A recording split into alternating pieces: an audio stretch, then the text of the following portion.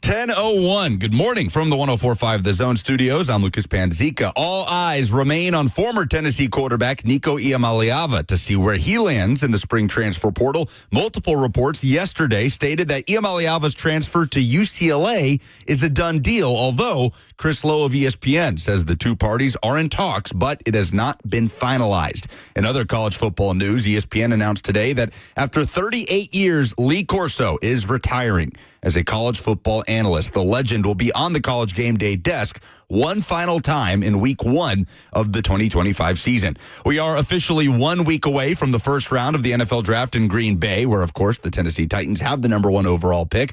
Titans made a few transactions yesterday, waiving 4 players, including offensive lineman Logan Bruss and defensive lineman Isaiah Aiton. The team also terminated the contract of wide receiver Stanley Morgan Jr. and linebacker Curtis Bolton. A disappointing season ended on a positive note Wednesday night for the Nashville Predators. 5-1 the final over the Dallas Stars at Bridgestone Arena. The Preds finished with a 30-44-8 record and second to last in the Central Division. For all your foundation repairs and waterproofing needs, visit USSTN.com. Breaking news at once on your home for the Titans and Vols. This is 104.5 The Zone.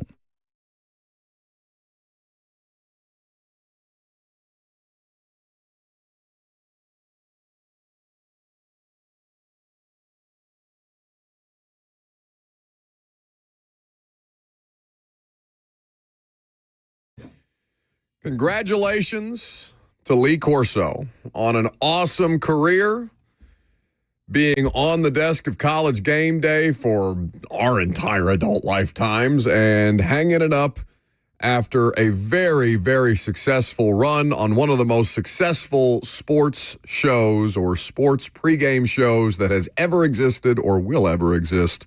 Got the news of Lee Corso's retirement today, and that is where we will start. We're going to talk some Titans. Greg Cosell is on the show. We got a big announcement at 12:20. We got a bunch of stuff to do. Jackson is here because I suppose Bert decided that he wasn't going to do anything better professionally than he did yesterday at the Nashville Zoo and just decided to retire. He walked. I heard he was eaten by a meerkat. Well, he both was accosted by a meerkat and then tried to steal a meerkat. He tried to take several animals home. He offered several times to Hamish the cow. And what was the snake's name? Nico. Yeah, I can't remember what they told us the snake's name was. Lenny. Was it Lenny? Lenny is it was actually Nico. Yeah, we had an interview, an exclusive interview, the first exclusive interview with Nico that will debut, I believe, Tuesday. Is that the plan for the zoo trip? Yesterday, but I'm going to say this because he's not here today. He's actually on vacation for the next 2 days. He was exceptional yesterday. I think he peaked yesterday. He's not ever going to do anything better than what he did yesterday. And also, he owes me because he is never going to have as much fun at the zoo as he did yesterday. Yeah, that was the pinnacle of his career. He's already a zoo aficionado. I didn't know he's a member. He goes like... Oh, yeah, he loves the zoo. If there's anything Robert Walsh loves, it's the zoo or a water park. And we got to do one of those two things yesterday. I mean, I guess we could have theoretically done both, but we were there for 4 hours. I didn't have time to let him loose in the water part. He was on cloud 9. The meerkats were beefing a little bit. They were a little taken aback by Robert Walsh. But I don't know. I thought Hamish took to him well. Well, he looked like he might be a member of Hamish's family. And if you're unfamiliar with Hamish of the Nashville Zoo, he's a Highland cow. So they have similar hairstyles, he and Hamish. But I couldn't tell which animal identified more with Bert throughout the course of our zoo adventure yesterday, the Highland cow or the Red River hog. But I suppose the rest of the audience will have to wait until Tuesday to see our trip to the zoo. I mean, wait till you hear what some of these animals had to say about the draft. Scathing draft. You think I've got wild opinions. Wait till you hear what the flamingo had to say about what the Titans should do at number 1 overall. When are you going to buy Bert a meerkat? Apparently, they're legal in the United Kingdom as pets.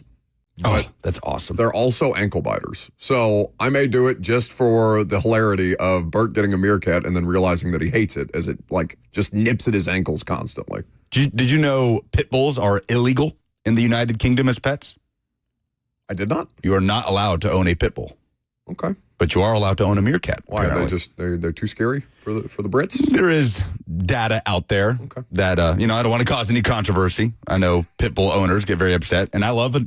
Every pit bull I've met has been very nice to me, but England says no to the pit bulls. All right, very good. Well, we will save the animal talk for later in, of course, that's what we'll be doing draft week instead of actual draft analysis because just take the quarterback and get this over with. Rip the Band-Aid off. Benjamin Buck in the F&M Bank chat says, you guys are weird. Yeah, man. Well, we've had basically 2 months to kill for you to draft this damn quarterback so we can move on with our lives, all right? That's where the draft has put us. We're interviewing animals a week out. I can sit here for 3 hours a day and read you 30 visits every day. Oh, here's another one, an offensive lineman from Boston College. I don't want to do that. You don't want to do that. Let's just move on, shall we? Let's talk about a legend. Instead, we interviewed flamingos about the draft because that is my preferred methodology of draft coverage. 615-737-1045 is the number, the F&M Bank chat. Also at your disposal. Facebook, YouTube, Twitter, and on Twitch. 38 years for Lee Corso on the desk, and he will retire from College Game Day after week 1 of the upcoming season. So this is, I know that there's been a lot of discussion around Lee Corso as he ages and as he's gone through various health situations as a man of that age, understandably does, and that the contributions from Corso have become, more bit parts as of late, out of respect for the fact that he is aging the way that he has. And very few people are allowed to age as gracefully as ESPN has allowed Lee Corso to age. And I know some people would push back on the idea of gracefully, but still. He's 89. He will be 90 on August 7th. He has been a fixture of our college football lives long before I was born, long before Lucas or Jackson was born. I'm sure many of you have been along for the entirety of the 38-year ride that Lee Corso has been on College Game Day. And the iconic celebrations with the mascot headgear, I hope McAfee doesn't continue to do that. I doubt it. Right? Yeah, because they're going to do a send-off.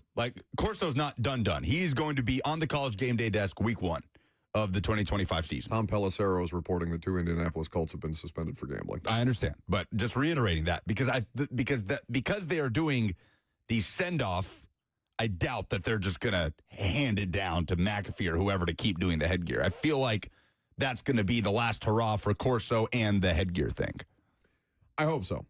But Corso's had so many great moments. We've got 2 of them that we've pulled. Do you have a favorite Lee Corso moment? Is it one of the audio clips that we're about to play? Yeah, I have this in common with most people, I think, when Corso dropped the F-bomb on College Game Day before a game between Houston and SMU, I believe. All right, how can you pick against SMU? Look at them over there. Red, white, and blue. USA.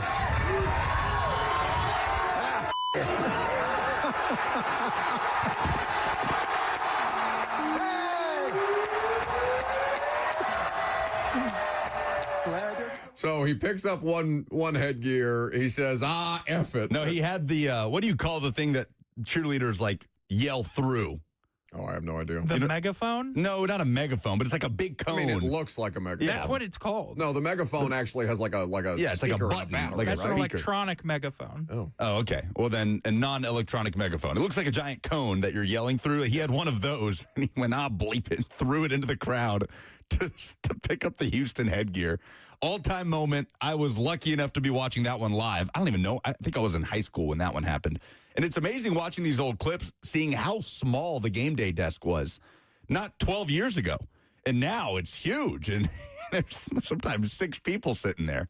Well, they saw what Fox did, which is put 17 people at one desk and shrink the desk as much as humanly possible to where Mark Ingram is basically sitting on Urban Meyer's lap. And they decided to go the opposite effect and turn it into a starship that they have set up there for the Home Depot College Game Day broadcast. But yeah, that SMU Houston moment, that was in 2011. That was my freshman year of college. And I remember watching that with a bunch of buddies. I don't know where we were at somebody's house or something like that. And, just going through the normal routine of Lee Corso on College Game Day. And then all of a sudden he says F it, except he doesn't say F. He says the full word. And everybody, it sends the crowd into a spiral. Imagine saying the F word on ESPN now, where McAfee is on ESPN2 regularly spouting profanity. And profanity sounds like a very pearl-clutching world, by the way. Like, just the idea of using profanity to talk about curse words. Does B word fall under profanity? Yes, it does. I mean, according to the FCC. It has made for some incredible moments on College Game Day. Yeah, so it's for sure the SMU Houston moment, though. Lee Corso has had 1,000,001 of those moments across 38 years of doing College Game Day. And I'm glad that it's over, if I'm being completely honest, because a lot of times in the last couple of years, seeing him up there makes me a bit sad. And yeah, I don't say that as a means of denigrating Lee Corso. Like, I love that they let him do it up until he decided no mas. Like, it sounds like it was still his choice to participate, and what a great environment to be a part of, and what a great situation. I'm sure it's like family. I mean, the relationship that him and Kirk Herbstreit have is it's beautiful. It's genuinely beautiful. It touches your heart, and to see the way that Kirk helped him through his later stages in life, as well as the rest of the Game Day cast, but in particular Kirk Herbstreit, I'm sure you don't want to give that up, no matter how old you get or how much more difficult the skill of broadcasting becomes, where your mind may still have it, but your body doesn't necessarily cooperate the way that you want it to. And for me, I am glad that it is done. I am glad to have Lee Corso have been a part of our entire lives, and that they'll move into this next generation of College Game Day with a compelling cast and a lot of the same movements and motions, but less the headgear bit, because that should be Corso's signature situation. Yes, you're not alone. I think a lot of people are ready to see him ride off into the sunset out of respect for Corso. Yeah. Because of the age. Again, he'll be 90 years old when he makes that final headgear pick on College Game Day. I don't think I will be emotionally prepared to watch the 3 or 4 hour long, basically tribute episode of College Game Day to Lee Corso. It's going to be very emotional for a lot of people because he defined a lot of people's college football fanhood, man. You grew up with Lee Corso. So respect to a legend. I am fascinated to see which game he will be picking in week 1. I'm not sure where game day is going to be. Texas visits Ohio State. Oh, that feels in like week a 1. layup. That feels like a layup. You do have Bama playing Florida State, but given the year FSU just had, I doubt that would be the spot. So, yes. It's not like Bama's still, Bama's still marquee, but not quite to the extent that it used to be. Yes, I would be surprised if they are not there for Ohio State versus Texas. Syracuse, Tennessee. Oh, in Atlanta. Fran Brown versus whoever the hell Tennessee's going to field at quarterback, because Nico's got a new landing spot. We think. Well, you told me definitively yesterday at the zoo that it was done. And then when I got home, I was reading through the reports that said it was very much not done, which is not your fault. No, I don't think it was reckless speculation on his part. There was a report from The Athletic that said the plan is for Nico to transfer to UCLA, and then all of a sudden it was like, we're still working through some stuff here. So we'll talk about Tennessee and UCLA here in the next segment. 615-737-1045 is the number if you want to join the conversation. I'm Buck Rising. It's 1045 The Zone.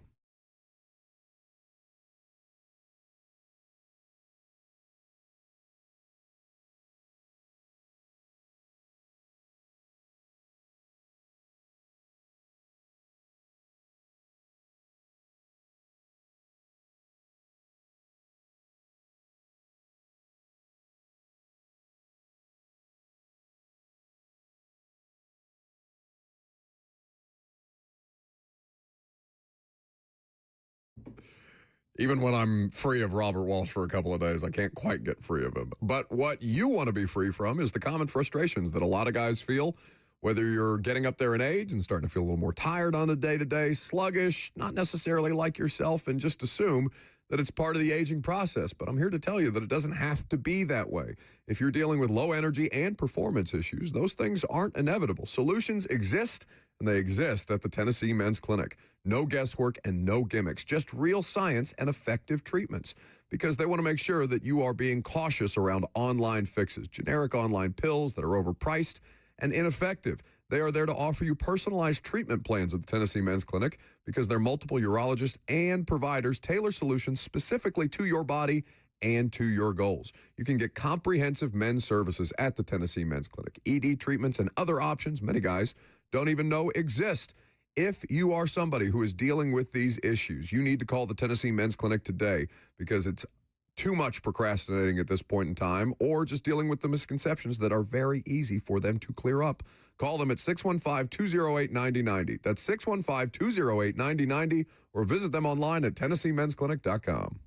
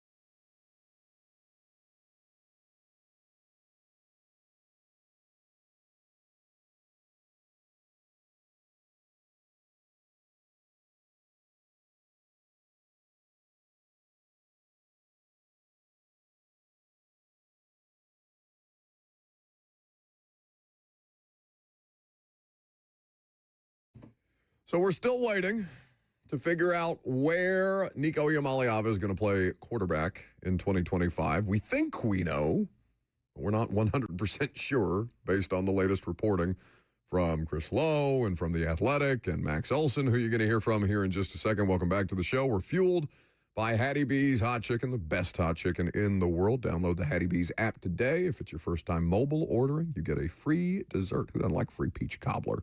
Delightful. HattieB.com for more information. Don't forget, in 2 hours from now, we got a big announcement about our special guest for this year's install with Greg Cosell. Cosell's going to join the show live, and we'll do the podcast live for you. Well, first we'll tell you who's on the show, and then we'll do the podcast. Who is it?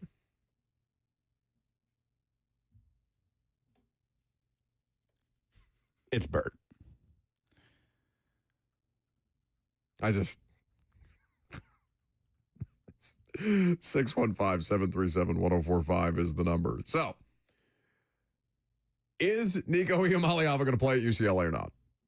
The reporting from The Athletic was that the plan is that he is expected to sign with UCLA, the Bruins. And this is reported first by Bruce Feldman and David Ubbin, who are both reputable sources and reporters, or reputable sources of reporting here. And that was the latest as of 5:15 p.m. yesterday. They have tried to work through the process after he has entered the transfer portal with the do not contact tag around him. And at this point, UCLA is looking for starting quarterback help. The majority of the players enter the transfer portal during this 10-day window that opened on Wednesday, and so he still has time to kind of figure things out. They still have time to figure things out before all of it has to be set in stone.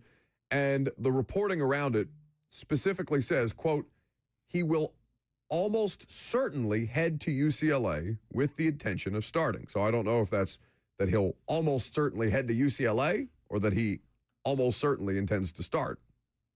Yeah, the timeline on this has been interesting. The Coward report broke while we were at the zoo that it was a done deal.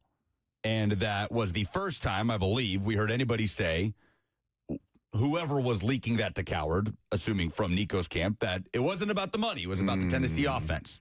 That's why they were leaving. It took them a minute. It took them about a week to come up with that one, with that spin. Probably should have just tried to use that one from the get-go. But Coward also said he isn't sure about the money. Bruce Feldman came in on top of that and said, seems like Nico to UCLA is a done deal as well. But then you got Chris Lowe, who is saying that UCLA is among the schools interested in Iamaleava, but not for nearly the money he was asking for from Tennessee, which Chris has reported is about $4 million, as we know. Which is even less money than he wanted when he hit the portal, because reportedly he wanted more than $4 million from any school that might acquire him in the portal. Right. One source told Chris Lowe that UCLA was content to, quote, sit tight while Iamaleava considered his options. So Chris Lowe is reporting that UCLA is in talks with Nico Iamaleava for less money. So it sounds like the money is clearly the hang-up here. Again, Nico's camp has little to no leverage right now. UCLA brought in Joey Aguilar, the App State transfer, to be their starting quarterback this year. I was surprised to learn that Aguilar is making over $1 million in NIL. For reference, UCLA's head coach makes $3 million. That's his base salary for 2025. So I'd be hard-pressed to imagine that they're going to have a quarterback room collectively making more money than the head coach makes. Why not? That's not going to happen. UCLA is not a program that is going to... No, I just mean, but like, surely there are college football programs that have quarterback rooms that are more expensive than the coaching staff. No. Why not? No. Name one. No, I'm saying why. I don't know. I'm asking you, college football expert, why not? Why would they not? The players are more valuable than the coaches. There's a finite amount of NIL money, Buck. There's not endless NIL money to hand out to players. Like, no, I understand the players are more valuable. Like, but the idea that the coach is, like, that's the idea that the coach makes more than the quarterback. For the schools that you're talking about having the money to pay the quarterback room more than the coach, you'd be talking about the Georgias.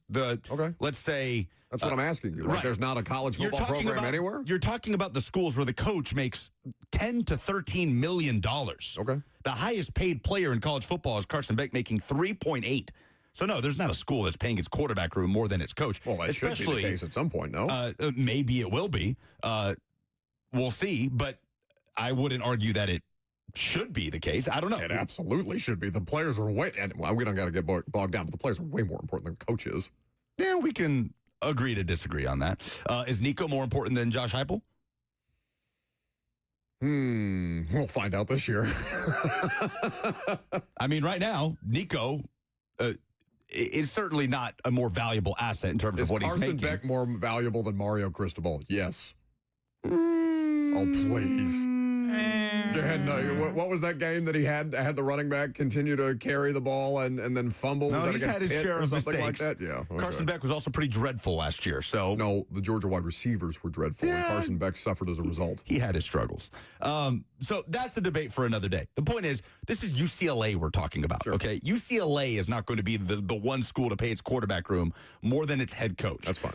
So they're not going to pay a backup quarterback $1.2 million, which I believe was the figure that Joey Aguilar was making. So it stands to reason if Nico ends up at UCLA, then Joey Aguilar would be looking for a spot. Maybe they just do a switch here, and Tennessee says, yeah, go ahead, take Nico off your hands. We'll take Joey Aguilar for half the price.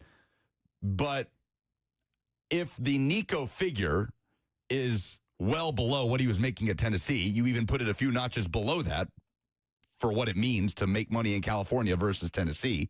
Like making $2.4 million in Tennessee is how much if you're living in Los Angeles? It's a lot lower. A lot less. So, and Nico stands to make a lot less. I believe I saw that he would have to make to sustain his current, living situation based on what he's, his current lifestyle. He would have to make $3.8 million in California to match what his current lifestyle and current earnings in Tennessee. Brandon on the F&M Bank chat says, let me guess, just going out on a limb here, Nico's camp isn't happy with the original deal? Yeah. Are we going to see this just happen again with UCLA? Are they not learning their lesson here? Oh, you're not paying us what we're worth. Nobody is, man. Nobody's paying you what you believe you are worth, and you have made yourself worth less by the way that you've handled this thing. So at what point does UCLA potentially say, you know what? No. Because I wonder if UCLA is already on a short fuse with this family, with the Madden Iamaleava saga, who, as we talked about yesterday, Nico's younger brother, was committed until the 11th hour where he bolts and signs with Arkansas on signing day, despite never having visited Arkansas. There's a pattern of behavior here that leads us to believe that it's probably because Arkansas just ponied up more money at the last second, despite never having spent any time on campus in Fayetteville. So UCLA knows how the family operates already. We'll see if this deal ends up getting done. So what if this was a conspiracy? So the Iamaleava camp knew that Nico was going to need a place to transfer in the spring. But they knew he couldn't transfer in conference. So Madden flips his commitment to Arkansas to open up the spot for Nico at UCLA. Just something to think about. Call me crazy. I've called you so much worse than that. Today. So conspiracy or not, it is reasonable to expect that UCLA is not interested in getting a bidding war with themselves, right? Yeah, there's nobody else in the bidding war. Nobody else. So that's why the reporting from Chris Lowe is, they're going to sit tight. They're going to go ahead, consider your options. Right, exactly. We'll give you $1 million. Options. Well, we want more than $1 million. Okay. Go find it. Good luck. Go get him, bud. So just go full LeVar Ball and send Nico to Europe or something, the way that what was the ball kid that LeVar did that with? The most successful ball kid is did LaMelo go overseas? LaMelo went overseas. No, well, LiAngelo went to China, then stole things, and then Uncle Donnie had to bail him out. Didn't LaMelo go to college? LaMelo did not go to college. LaMelo played internationally, if I'm not mistaken. You might fact check me on that, but I'm pretty sure I've got my Ball brothers straight. Almost said I don't know. Yeah. But almost walked right into a trap there. It reeks of the Nico camp just doing the same thing here with UCLA. So we'll see if they screw themselves out of this situation. But the spin now is that it was about the Tennessee offense, not about the money as to why they left. Let's hear from Max Olson to that effect. Well, I wouldn't say there's a significant bidding war going on for Nico at this point. He is officially in the portal. I think right now, just almost by default, UCLA is the front runner, and he and his camp are in conversations with UCLA trying to figure out if they can get a deal done here. But there's not a lot of other options at this point, and I think that's kind of the challenge when you go in the portal after spring practice. These teams have established starting quarterbacks that they're already paying, that they trust, and so obviously the headlines of last week that makes it a little bit tougher for teams that are going to be a little bit more hesitant to make this move. So yeah, right now Nico and his camp, they're talking with UCLA, obviously Southern California native. That would make a lot of sense, but we will see if there's any mystery teams that emerge here and try to pick him up. But certainly you're not seeing a lot of teams trying to drop their quarterback and chase the former Tennessee quarterback.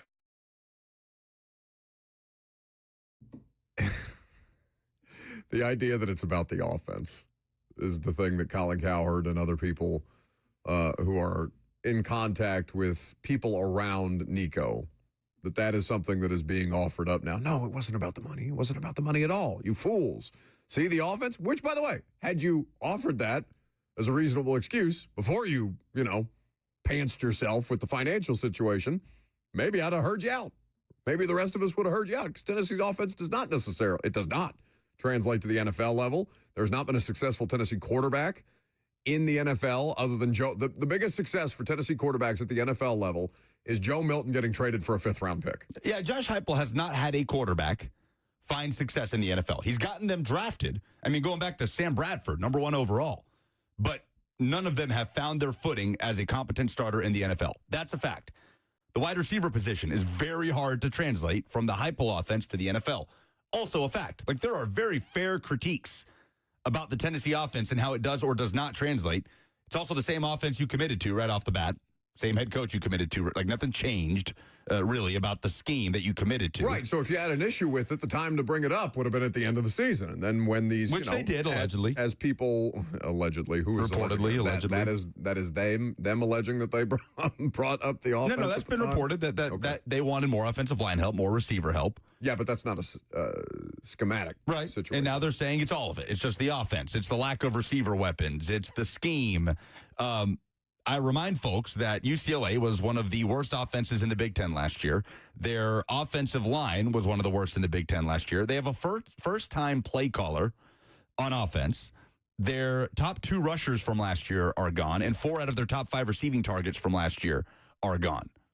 So if it's about the offense, congrats. You found a way to downgrade.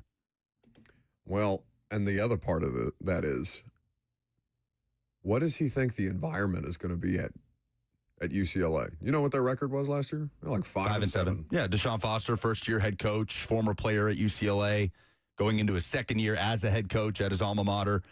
Not a lot of folks in the building for those games. And they're in the Big Ten now, and they did not fare well against Big Ten competition in year 1. Fair to expect that is not going to markedly improve. Nico maybe give them a better shot, but they still have personnel deficiencies all over the place. I wonder what his first home game is going to be like, because it's tough to go from Neyland to anything. I mean, hell, the first Tennessee game that I went to was Tennessee-Florida in, what was that? That would have been 2022 or 2023. And then the next day, I came home to cover the Titans home opener. It was week 3 against the Raiders, and it was one of the saddest things I've ever seen, to go from, what is it, Neyland, 105, 110,000? 105,000 to, I mean, Nissan's capacity is like 68. I don't know. There might have been 55, 40,000 people in there, just half interested in the Titans-Raiders game that was playing out in front of them. It's a tough drop-off to go from Tennessee and the stakes that are involved and the highest level of competition and the college football playoff expectations to UCLA, who's, what does Coach Matt call them? Roys, rest of y'all. Maybe it ends up being worth it if he gets the money that he's expecting or that he's trying to get, but it doesn't sound like he's going to get that either. It's such a how not to for prospects across the country, quarterbacks or otherwise, and how to handle this kind of situation. Somebody points out that the Rose Bowl is a more iconic stadium than Neyland Stadium. Yeah, but not if nobody's in it. Right. What about when there's 300 people watching the game? Yeah, I mean, Rose Bowl's great. Sure. Love the Rose Bowl. Beautiful. California. Great place. Also, nobody cares about UCLA football. I don't care about how iconic it is when it's empty. 615-737-1045 is the number if you would like to get involved. Ed wants to chime in. Hey, Ed. Hey, guys. So if Nico and his family are claiming that the problem was the Tennessee offense, is he pretty much saying that he's not that good either because he is the Tennessee offense? And my question is, if you were so concerned about the offense, what did you do to try and get players in the portal or in the country to come to your school and play for you? It just doesn't make any sense. He wasn't concerned about that. His dad's all over this, and I feel sorry for Nico because now he realizes he made a huge mistake, and there's nothing he can do about it because his dad's – I don't know. I just have a feeling. I was a coach for 20 years, and I've seen parents whoop their kids, threaten their kids over sports, and I just think that's what's happened in this family. I think he's beat down from his dad, and he's scared of his dad, and he just does what his dad tells him. I appreciate the call, Ed. I mean, and it's just, it doesn't even have to be, fear or anything like that, but he's deferential. I mean, most of us are deferential to our parents, are we not? I know there are some people who would argue that, and maybe not everybody has the best relationship with their parents. And I don't know how something like this, a multi-million-dollar transaction, can fracture a relationship in a family, for sure. Things like that happen for less than the kind of money that is being negotiated over or sought after, as is the case with Nico and his family. But it's no small thing for your dad to be the person handling your business affairs primarily, and for you to look up as a 20-year-old and say, "No, Dad, that's not what we're doing." Tennessee fans have gone from trying to sort of almost sweep under the rug all the instances of Nico missing wide open receivers streaking down the middle of the field. And but he got better as the season went on. He's poised for a year 2 leap. Mm-hmm. Now those are just all over the place. He sucks. These compilation videos of Nico. In the Alabama game alone, you forget how many wide open receivers he missed, especially in the first half of that game. Chris Marler of 104.5, the ESPN station in Baton Rouge, put together a graphic as Nico's camp alleges it's the offense that is the issue. So every Heupel quarterback since 2017, here's how Nico compares by the numbers. Nico's 2024 season as Tennessee's starting quarterback. I mean, again, this is Heupel quarterbacks, not just at Tennessee, like going all the way back to his time at Missouri even. Nico last year had the third lowest QBR of any Heupel quarterback since 2017, led the second lowest scoring offense. 5 of the other 7 finished in the top 10, the lowest yards per play, and the only team to not finish top 20 in yards per play since 2017. Tied for the lowest yards per attempt of any Heupel quarterback since 2017, the lowest passer rating, and one of 2 to not finish in the top 16, fewest passing touchdowns in a season, only quarterback to not throw at least 20 passing touchdowns. He ranked 88th in FBS for passing touchdowns versus winning teams, and he threw 1 touchdown all season against a ranked team that ranked 90th in college football. Not ideal. 615-737-1045 is the number. More of your phone calls on the Nico Iamaleava situation and a change to the injury rules coming up next.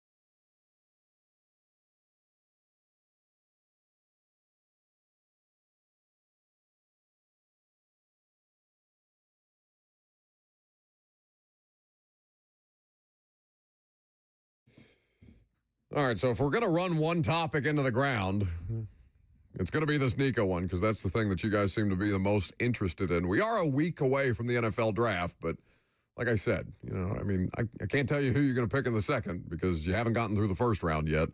So unless you guys want to just run a bunch of hypotheticals, we're talking about this the rest of the way through. 615-737-1045 is the number if you would like to get involved. Greg Cosell at 12:20 for a announcement regarding our special guest for this year's install. Last year ran Carthon. This year, we'll tell you more about it at 12:20 today. Let's go to the phones and start with Will. Hey, Will. Hey there, how's it going? Good. Listen, I wanted to get in on this Nico situation. You all have been talking about how he supposedly lost money by supposedly transferring to UCLA. Mm-hmm. But what we got to take into account is the publicity that he is receiving is worth way more than $2-3 million. So how do you mean?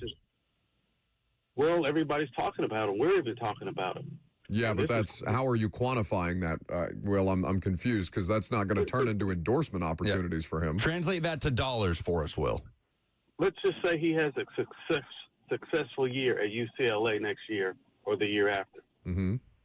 And everybody around the nation will already be familiar with him.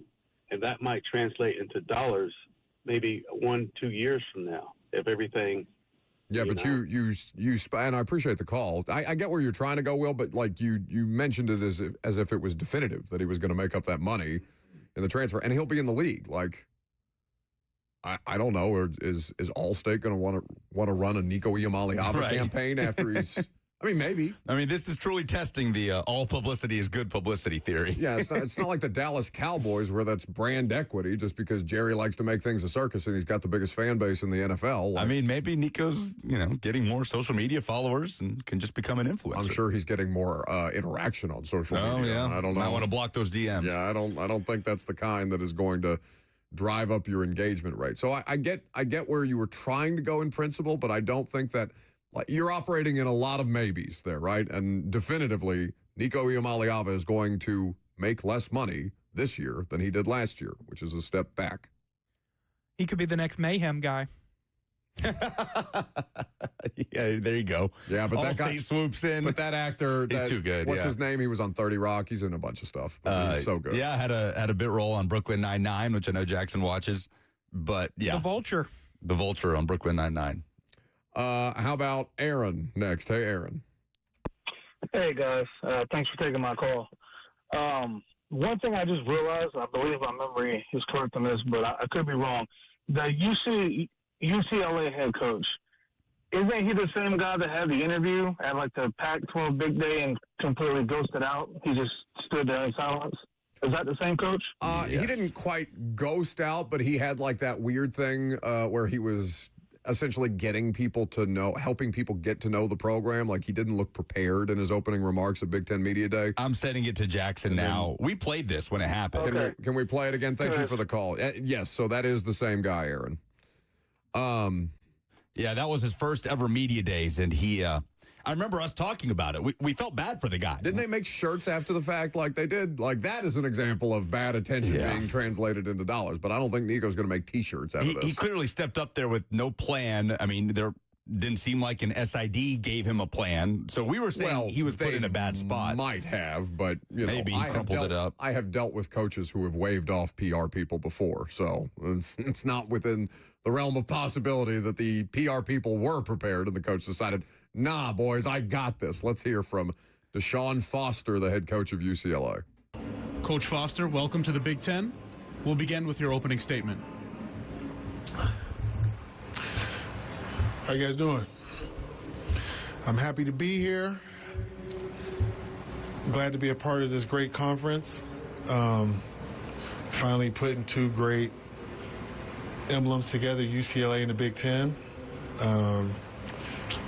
We're a school that's won, 123 championships, so this fits us being right in this conference. Football-wise, we're just excited. I'm sure you guys don't know too much about UCLA, but our football program, but we're in LA.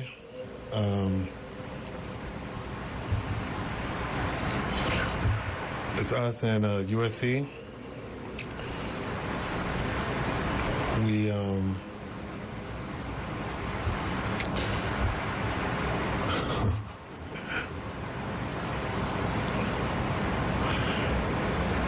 I'm just basically excited, really. That's it. Okay. Any questions? That's enough of that. Any questions? Yeah, I got a bunch. Yeah, I'm cringing all over again. Oh God, that's so bad. Yeah, and look, maybe We're he in was LA. maybe he was well prepared and he said, "No, I'm going to do it off the cuff." But man, there's also a scenario where I got this. I got the Riz. Come on. there's also a scenario where an SID did not do his or her job in that situation. There is. Well, again, it's like that Alabama SID that's screaming at who was the player that disclosed that Nick Saban likes D's nuts jokes. Was it Jordan Battle? I think it was Jordan Battle. That sounds familiar. Anyway, there's just a helpless SID in the background yelling, No. They know you're in LA. It's in your name. So, yes, the Iamaleava camp is headed for greener pastures with a better offense. That's your head coach now, if you do go to UCLA. Ugh. He's a former linebacker, second-year head coach, and you've got a play caller who, as Andy Staples put it on Twitter, the next time he calls a play will be his first. Oh, no, really? Good luck. Yes. Oh, no. That's unfortunate. Let's go to Philip up next. Hey, Philip. Gentlemen, well, my question is, or almost afternoon, my question is, has anybody taken into account his family or Nico himself, how much more he's going to be paying in taxes being in California? And I'll hang up and listen to what you guys think.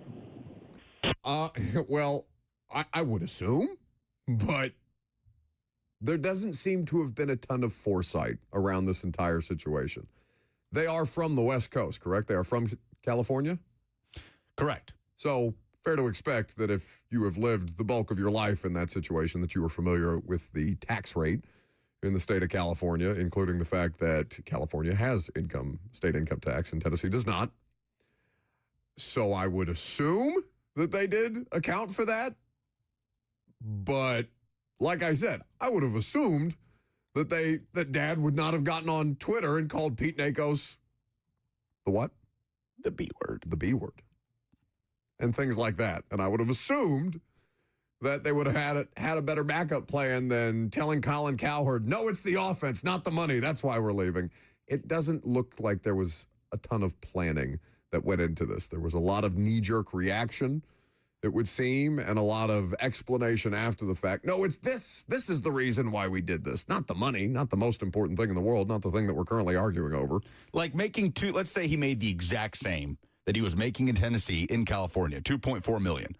How would $2.4 million roughly translate? Like, are you really making what, 1.8 or something? Yeah, like I said, 2.4, if you want to sustain a lifestyle of a person making $2.4 million in the state of Tennessee, you are going to have to make $3.8 million to sustain a similar lifestyle, a parallel lifestyle in the state of California. So he's just in a significantly worse situation than he was previously. John is up next. Hey, John. Good morning. I was wondering if you could address the educational part of this. Since NIL, it seems that so many of these players, or at least some of them, are changing schools yearly. And I'm wondering, are they actually going to classes? Are they getting an education? And is the degree meaningless? Since both of you are college graduates, I would really appreciate your input on this. Thank you. Thanks for the call. It probably depends on the person. You know, that I like the NIL stuff because, you know, I know there was a lot of jokes made about Cardale Jones. You remember at Ohio State, the tweet? Didn't come here to play school. Didn't come here to play school, came here to play football. And that's at a Division I level, at a Power 4 level. It's probably the case for a good many of them. Now, we know that 1% of the best college football players make it to the NFL. So realistically, you have to have a backup plan, which is why they are able to monetize now, because the thing that they are pouring the most amount of effort into, it may not end up being their professional career. So they're trying to make money while they have the opportunity to make money off football. So I would say it's not meaningless, but it is probably meaningless to some of them. I'm sure, I don't have the percentages on this, like who's actually pursuing a degree and who plans to use their degree as a collegiate athlete versus you're planning to pursue a professional career, and maybe you pursue a professional career in your sport, and maybe that career maybe you get in the door. Maybe you make it to the NFL as a UDFA, for example, but you last one training camp, or you last the league minimum, or the league, not league minimum, but the league average, I think, is somewhere, hell, I think it went down after COVID. It's like 3.2 years is the average NFL career, something 3.5, something in that ballpark. So, and maybe you transferred somewhere that gave you an extra $500,000, but maybe was a worse situation from a developmental perspective. Like we see short-term decisions that are outweighing long-term decisions for these players, and it's hard to begrudge them for grabbing that money in the short term, but you kind of cringe at how it could come back around to hurt them in the long term. And as S-Dot on YouTube points out, so many non-transferable credits. So, yeah, I'm sure for some of these players, they're not thinking about it. And that will come back to bite them in the ass. There are going to be cautionary tales all over the place from an educational standpoint, from a financial standpoint, from a decision-making standpoint. The ripple effects of the NIL stuff are monumental, and the NCAA has been content to sit back from an ivory tower while people sue them at every given turn, and while they lose lawsuits at every given turn, and just say, yeah, exploratory period, figure it out, boys, and we'll come in and give you a couple of guidelines in the hereafter. Yeah, I don't know. 615-737-1045 is the number. We've got more phone calls on Nico to get to. We'll also talk about this change to the injury rule, that they are trying to combat the fake injuries, and where the Titans roster ranks heading into the draft. I'm Buck Rising. It's 104.5 The Zone.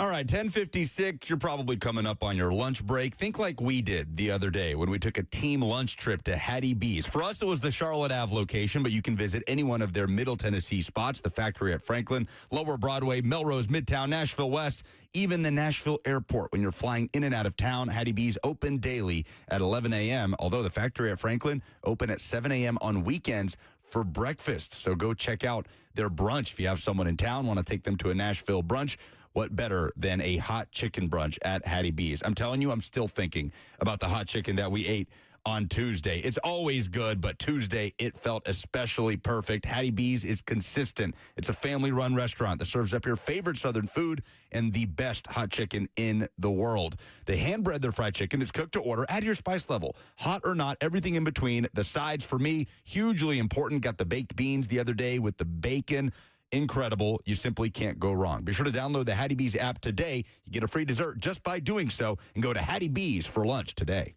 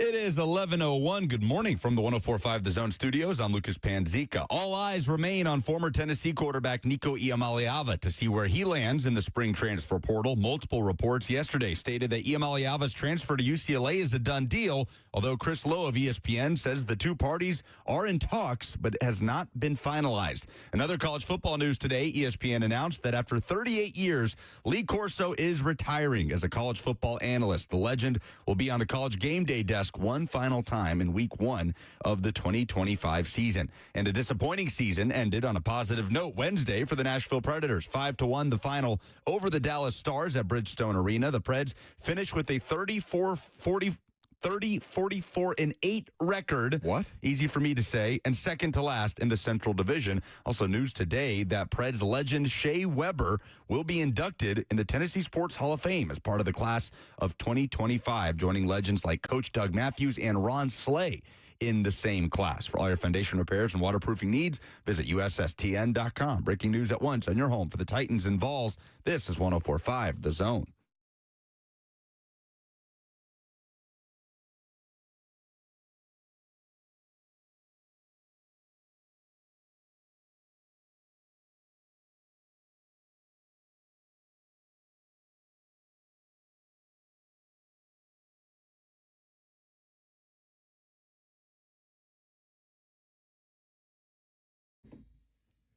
Welcome back to the show. Second hour underway. We got rule changes. We got roster rankings. We got needs to address. We're here with you until 1 o'clock today, as is the custom. Bird is out on vacation, so Jackson is back to babysit us. Lucas and me. 615-737-1045 is the number. What was the Preds' final record again? Would you mind? 30-44-8. Okay. Very good. Not good. Woof. A season full of promise. I am shocked to find out that they won 30 games. Won last night. Finished strong against the Stars. Finished strong. Yeah. Stop. 5 different goal scorers. I mean, just a disaster at every level, man. I mean, dreadful year for UC Soros, Steven Stamkos. I mean, their season is as bad as anything that we have talked about this year. And I include the wretched 3-14 Titans season that we all just went through, because I had no expectations for the Titans. I thought maybe 7 games, and 6.5 felt low to me on the Vegas win totals. But the Preds, I thought, were going to be in the playoffs. The Preds, I thought, were going to be competing for a Stanley Cup.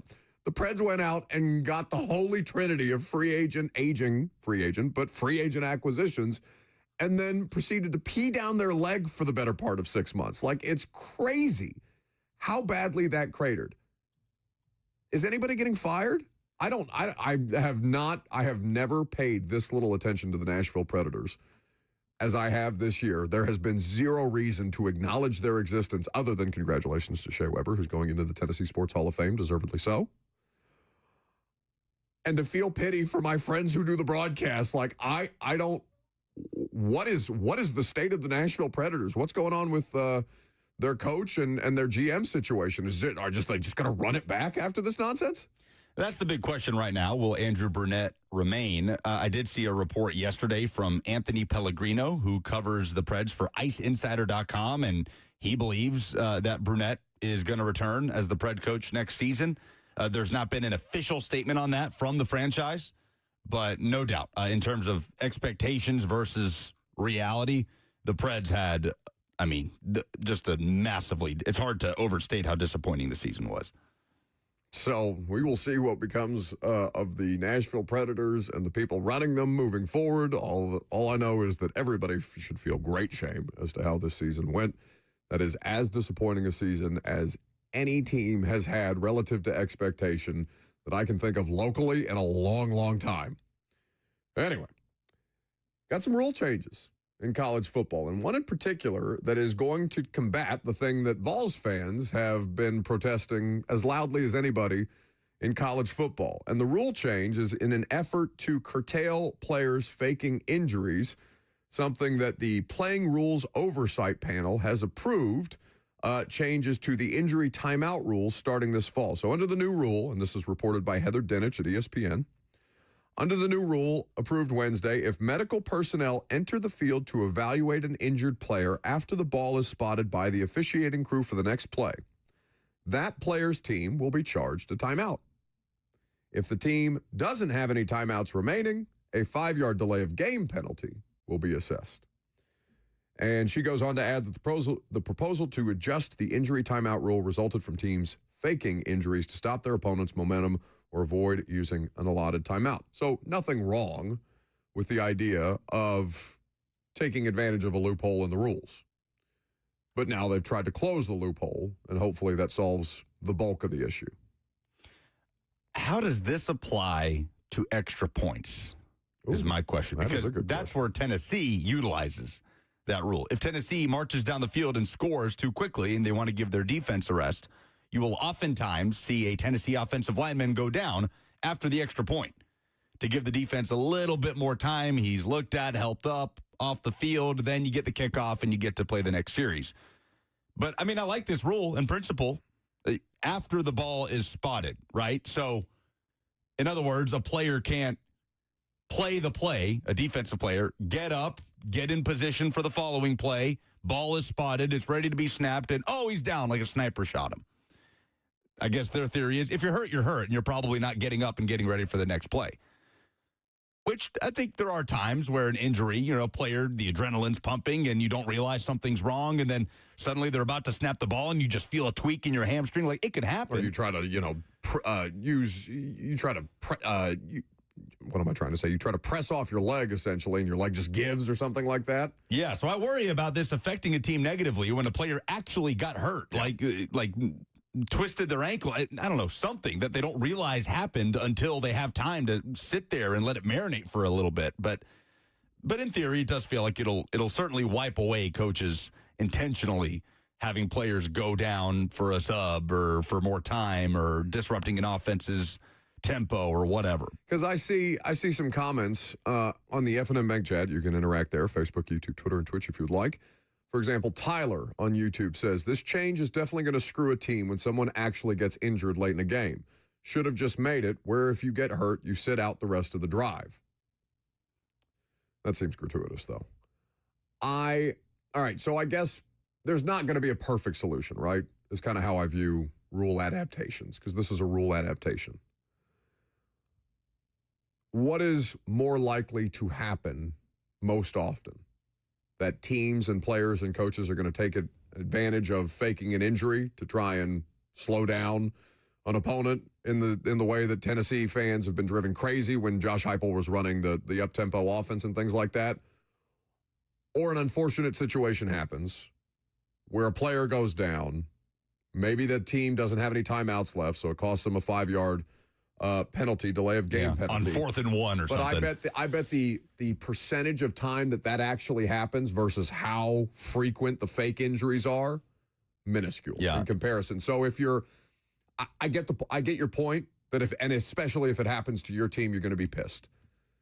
But they're not going to be able to totally solve the problem.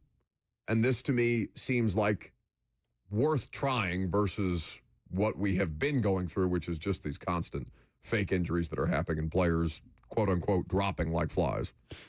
The solution of if a player gets hurt on a play, sit out for the rest of the drive has been tossed around a lot, but I can think of a very, very easy way to scoot around that, which is just put a player in, put a second or third teamer in on a quick sub and have him go down, and then he's got to miss the rest of the drive, no biggie. Like, there are easy ways to get around that, but this is one that is much harder to find ways to skate around to slow down an offense. But we'll see. I don't know how this works after extra points. I mean, the next time the ball is technically spotted after an extra point, I guess is on the kickoff. So do you lose a timeout if a player goes down to give the defense more time to rest after the extra point? That's my question. This is going to happen to Tennessee. The bad way. The bad way that this, like, a Tennessee player is, going to try to limp off the field after the ball spotted. Tennessee's not going to have any timeouts. 5-yard penalty on the defense moves the team into field goal range. They're going to lose a game. Calling it right now. You and Joseph have the most severe cases of BVS I have ever seen. It's true. Ever. Think about when we went to college, buddy. I understand. You guys had some rough days. For the audience that doesn't know when you went to college, when did you go to college? The Jeremy Pruitt era of Tennessee was most of my college experience. The Georgia State loss, the BYU loss to Zach Wilson. I have my first ever Tennessee game, actually my second ever Tennessee game, was the UNC Music City Bowl here in Nashville. I only know pain. And you were Butch, right? I had the good Butch and then the bad Butch at the end. And the good Butch was 8-4, right? Yeah. Hey, I would have killed for 8-4, buddy. Well, yes, you and Joseph, though, your symptoms are just out of control. I mean, you got to get it checked out at this point. You're telling me you would be surprised if this happened? Well, no, it's going to happen to somebody, but like at every turn, Joseph is worse at it than Jackson is, to be honest. I mean, look, this is going to go terribly wrong at every turn. But look at Joseph. Doesn't he look like he lives his entire life just kind of cowering in fear from things that aren't tiny lizards that he can kill inside of a printer? That was unnecessary. Well, shouldn't have killed the lizard in the printer. R.I.P. Zony. Mm-hmm. 615-737-1045 is the number if you want to jump in. So the Titans roster and where it ranks, according to one athletic metric, is something that is worth talking about heading into the draft. We're going to tell you what the situation is. I'm Buck Rising. It's 104.5 The Zone.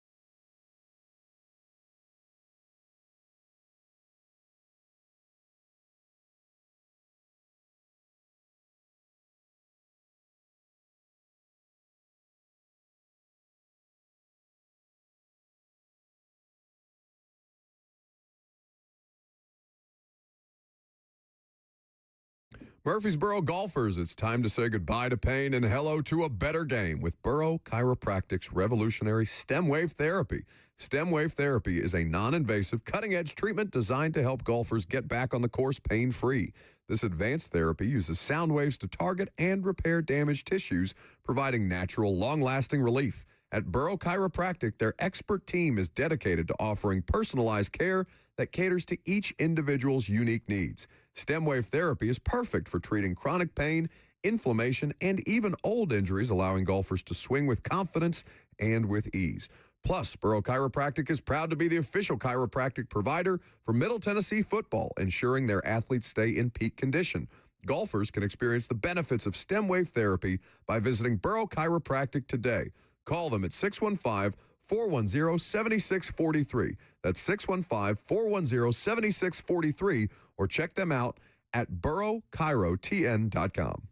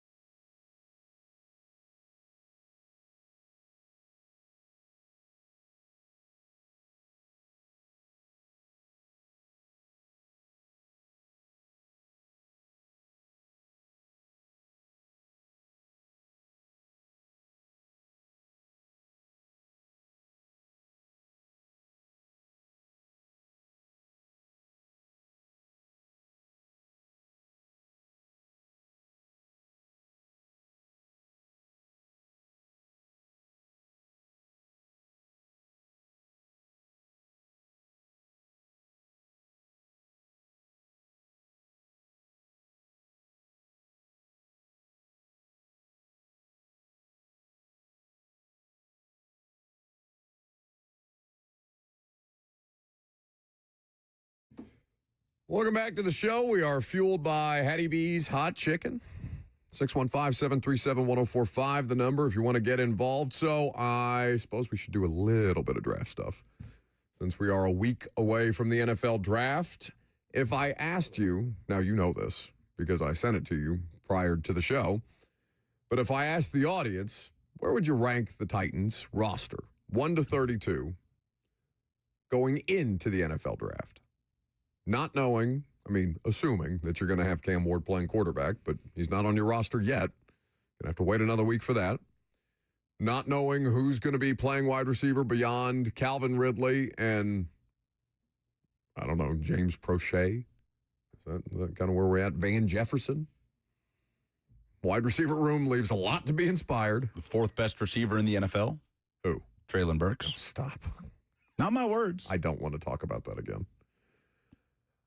I would be curious to know what Titans fans think their roster is before the draft versus what the Athletics projection model spat out about the Titans roster and where it ranked relative to all 32 teams. Now, do you have the graphic in front of you?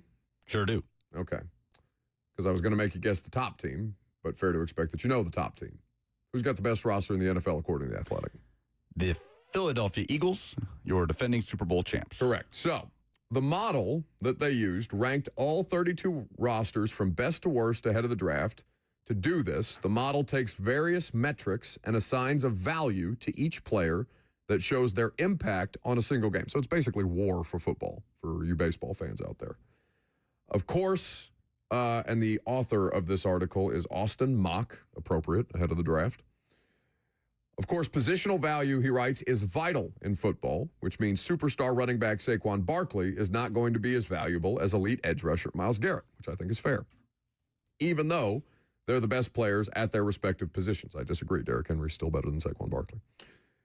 After summing it up, they have a ranking that they've put together in a graphic. The midway point is somewhere between where the roster has a negative margin of victory versus a positive margin of victory, is between the Bengals and the Vikings, which is interesting because the Vikings, they have as a roster that brings a negative margin of victory, just barely, but it is further down the list than you might expect. And given that the Bengals have two really impressive wide receivers and one of the best quarterbacks in football, them being towards the bottom of the list is also surprising, but when you consider their defense, they're pretty bad. So if I told you that they're assigning positional value to the players currently on the roster ahead of the draft, and that the top five looks like this: the Eagles, Ravens, Lions, Chiefs, and Bills. That all adds up. Makes sense.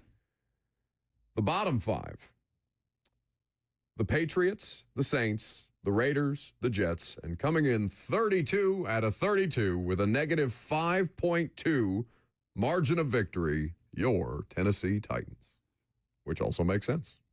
The worst team in football. It is by a wide margin. A wide margin. This the next metric. closest is 4.3. Yeah. And anytime you've got a team where the conversation of what do you not need is much, much, much, much shorter than the conversation of what do you need, you're going to be in this range. It would take us a lot longer to talk about Titans' needs, which is why today we're talking about what they don't need for the sake of time.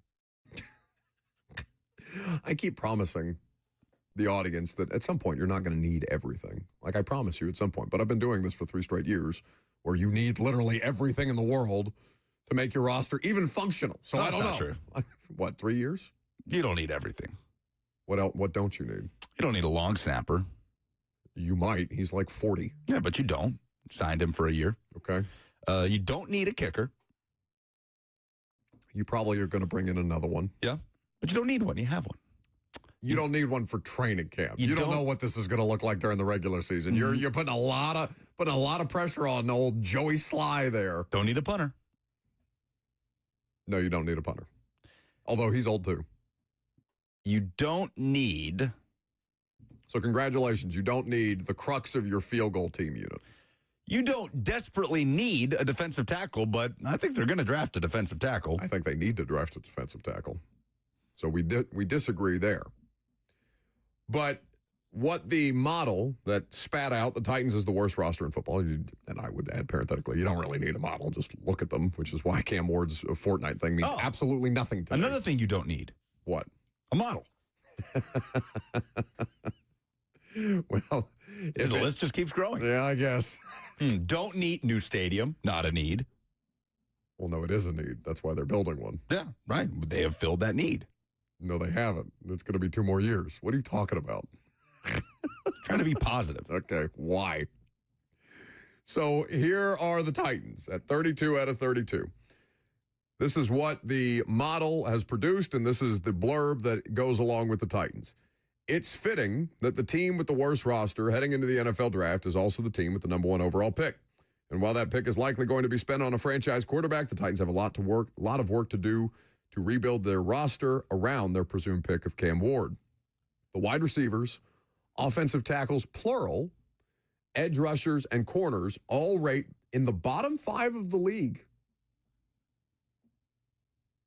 Now, I mean, Dan Moore is not Trent Williams, right? We knew this. But I would be curious to know where Dan Moore ranks relative, or what metrics they are using to judge Dan Moore and J.C. Latham. Because, like we have said, teams who paid tackles, and Bert made this point, I think, off air the other day. I don't remember if he said it while we were on or during a commercial break. But he pointed out that the teams that paid tackles this year probably didn't think they were going to be able to get one where they were picking. So for the Titans, it's 35 because they're not going to take a tackle number 1 overall, and they don't have a trade back option right now. And for the Ravens, who paid Ronnie Stanley, they're picking where? In the low 20s at this point in time. So fair to expect a starting caliber left tackle probably wasn't going to be there either. So they just paid to keep Ronnie Stanley instead of letting him go to the Chiefs or the Titans or somebody else. J.C. Latham was not great, but he wasn't bad. He's a rookie left tackle, playing out of position, and now he'll be back at his regular position. So that, to me, even though last year he may not have graded out as a particularly good player, you understand the process that it's going to take to get J.C. Latham to realize his full potential, and we believe that full potential, provided he stay healthy, is going to be that of an above-average player. I feel pretty confident in J.C.'s growth curve here. The Dan Moore thing, I mean, I've said my piece on. I made a face like I smelled something bad when they signed him, especially when I saw the money. I understood that it solved 2 positions with 1 contract. And if they get to league average, it's all going to be okay, I guess. But the rest of it, wide receivers, edge rushers, corners, well, the corners that they paid didn't play at all last year. So does L'Jarius Sneed factor in there at all? The pass rushers, I don't know. They need 2, even after adding Draymond Jones. This feels like a good time to remind you to stay tuned to 104.5 The Zone to get all the latest news and info each day leading up to the draft, as we are 7 days out. Thanks to Parman Tractor and Equipment. Download the Zone app. Take us anywhere so you don't miss anything. And then, of course, tune in April 24th and 25th to hear every selection. Thanks to Parman Tractor and Equipment, your authorized Takeuchi excavator and track loader dealer. For more info, no way you said visit that right. 1045thezone.com. Thank you for ruining a sponsored liner. Of course, I said it right. I'm famously phenomenal with pronunciations. What's the Preds record? And I also looked it up. Proud of you. So, which non-need do you most want the Titans to address? Because you need everything. Except Lucas alleges a kicker and a punter, even though they're old. Well, Sly's not old. You need everything for the future, but for 2025, for this season, right? I still would like another kicker. For this season. You don't have to draft one, but I would like another kicker. A starting tackle is not an overwhelming need for this season. Not an overwhelming need. Right. I still think they're going to draft offensive line help. I agree. They want to build out the depth of the trenches, as they should. There is no depth right now on the offensive line. Running back. Well, there's Corey Levin. Is not a dire need for 2025. But I'm very intrigued by the running back position in this draft. I think they need to draft a running back.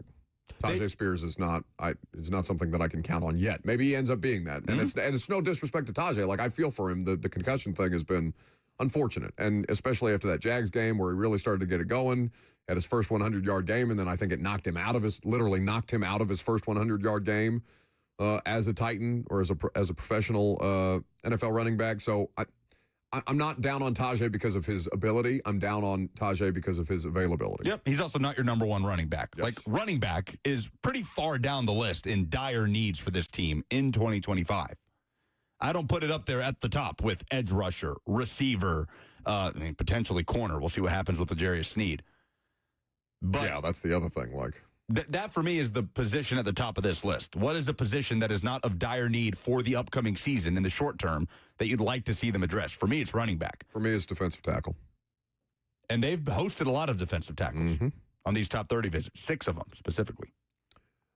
Now, some people might draw a conclusion that what does that mean for Jeff Simmons? I don't know what it means for Jeff Simmons. Jeff's under contract for the foreseeable future. And he's cost-effective relative to what his peers are making. That deal done only 2 years ago or 2.5 years ago. At this point in time, I think it was this month 2 years ago that Jeff got the extension. Maybe 3. Either way. I don't think Jeff's expendable. I also don't think their position on Jeff Simmons is going to be the same as it was last year around the deadline, which is no, we're not moving Jeff. Or no, we're not hearing offers on Jeff. I think that you always have to pick up the phone. Front office executives are calling their peers every day, even for players that they know aren't going to be available, but you got to at least ask, right? You just got to poke and prod and see if there's a deal to be done. And if nothing comes of it, fine. But if you can get a player for a value that you feel is fair, a team that may have otherwise not been willing to move might be more willing to move this time around, i.e. Minnesota for Jeff Simmons. So, like I said, I don't think that the 30 visits that they're making with these interior defensive linemen mean that Jeff's expendable. But I also don't think they're going to be as entrenched in their position about listening to offers on Jeff. Do they have an unexpected move in them?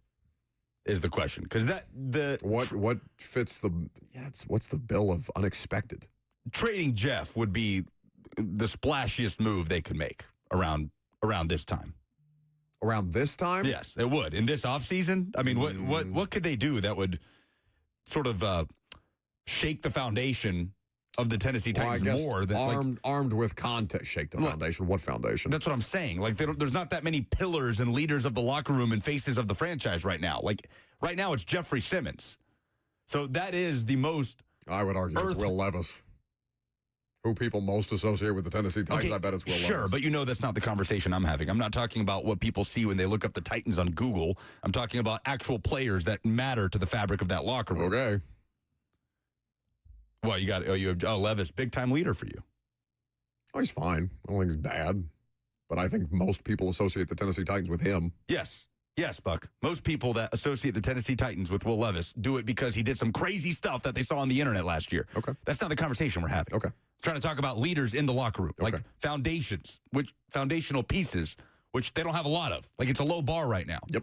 So if they were to trade away Jeff, to me, that's by far the most impactful move that they could make in terms of moving a player currently on the roster. Yeah, because in now, this current window. Armed with context of the Sneed legal situation, like if something were to happen and L'Jarius Sneed wasn't on this roster come the start of the regular season 2025, maybe it's not the most surprising thing in the world. Again, we are armed with allegations right now. We don't have much beyond a lawsuit that's going on and some reporting from the Associated Press, which is reputable and trustworthy reporting, not just because it's our friend Teresa Walker, but because it's a vetted story. They have a Freedom of Information Act out for the police report that has been redacted significantly. So I don't know what's going to happen with L'Jarius Sneed, but I get what you're trying to say. They don't have a more valuable trade asset than Jeffrey Simmons.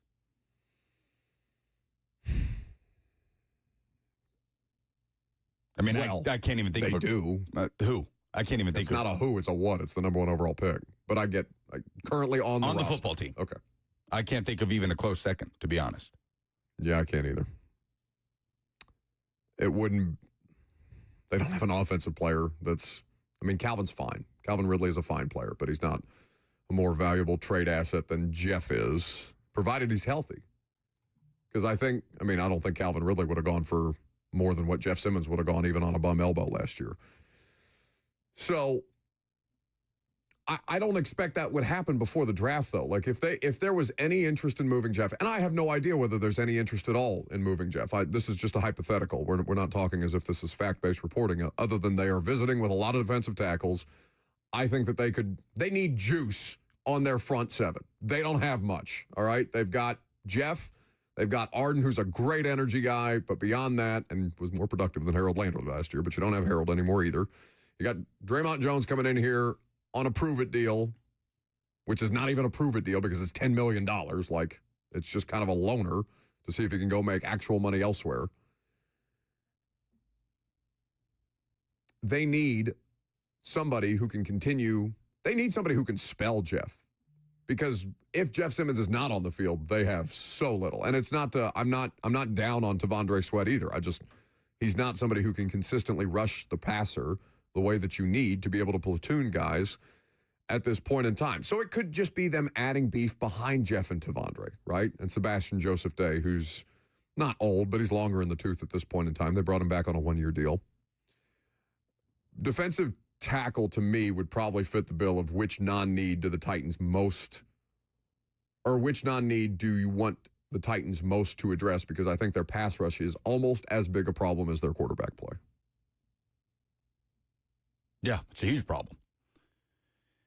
But remember Mike Borgonzi talking at his introductory press conference about when the Kansas City Chiefs were going through that transition and certain players that carried over from that previous iteration of the Chiefs that were the worst team in the NFL, that had the number one pick and took Eric Fisher with it, and some pretty pivotal players that helped carry over that transition that the Chiefs were making.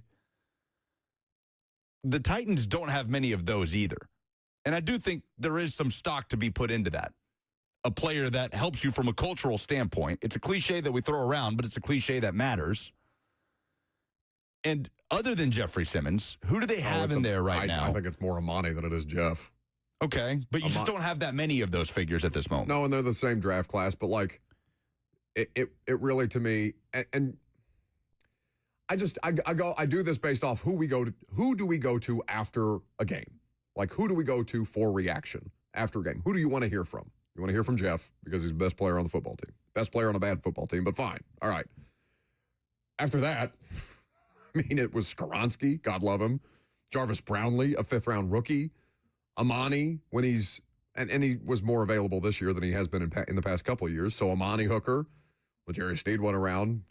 Calvin Ridley was somebody who was spoken to on a regular basis, but that was certainly the case after D-Hop went, but that's just because, all right, I need to talk to an offensive skill player. Who am I going to go talk to? And it's not like Calvin doesn't have a presence in that locker room, but like the idea of cultural carryover, man, I don't know. I think that everybody that was associated or anything that were even remotely they tried to prop up as culture last year should get flushed, because whatever it was that they tried to do didn't take.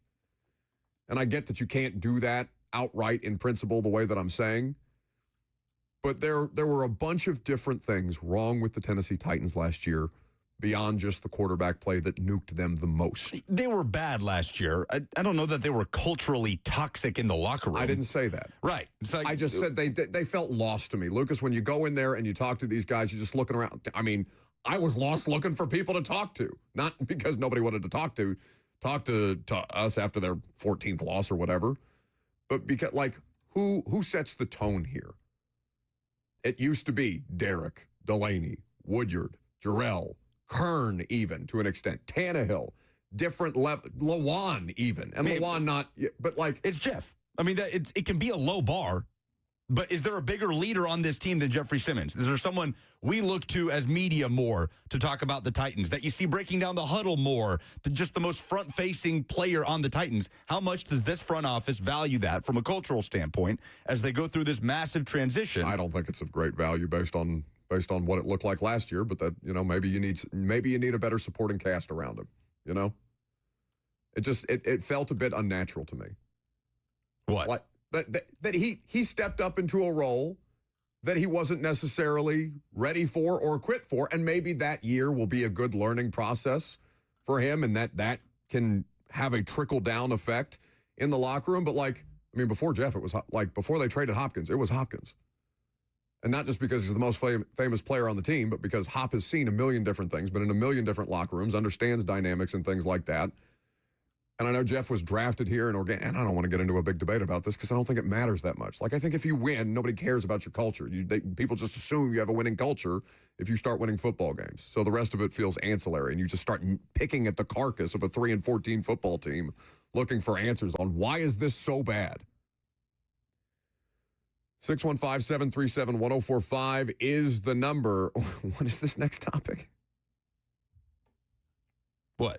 Escaped South Africa, learned about Nico. I love when you pretend to see things for the first time. That is actually the first. I was at the vet this morning. This is the first time I'm looking at the show grid today. You know what that story's about. All right, I guess we'll find out together.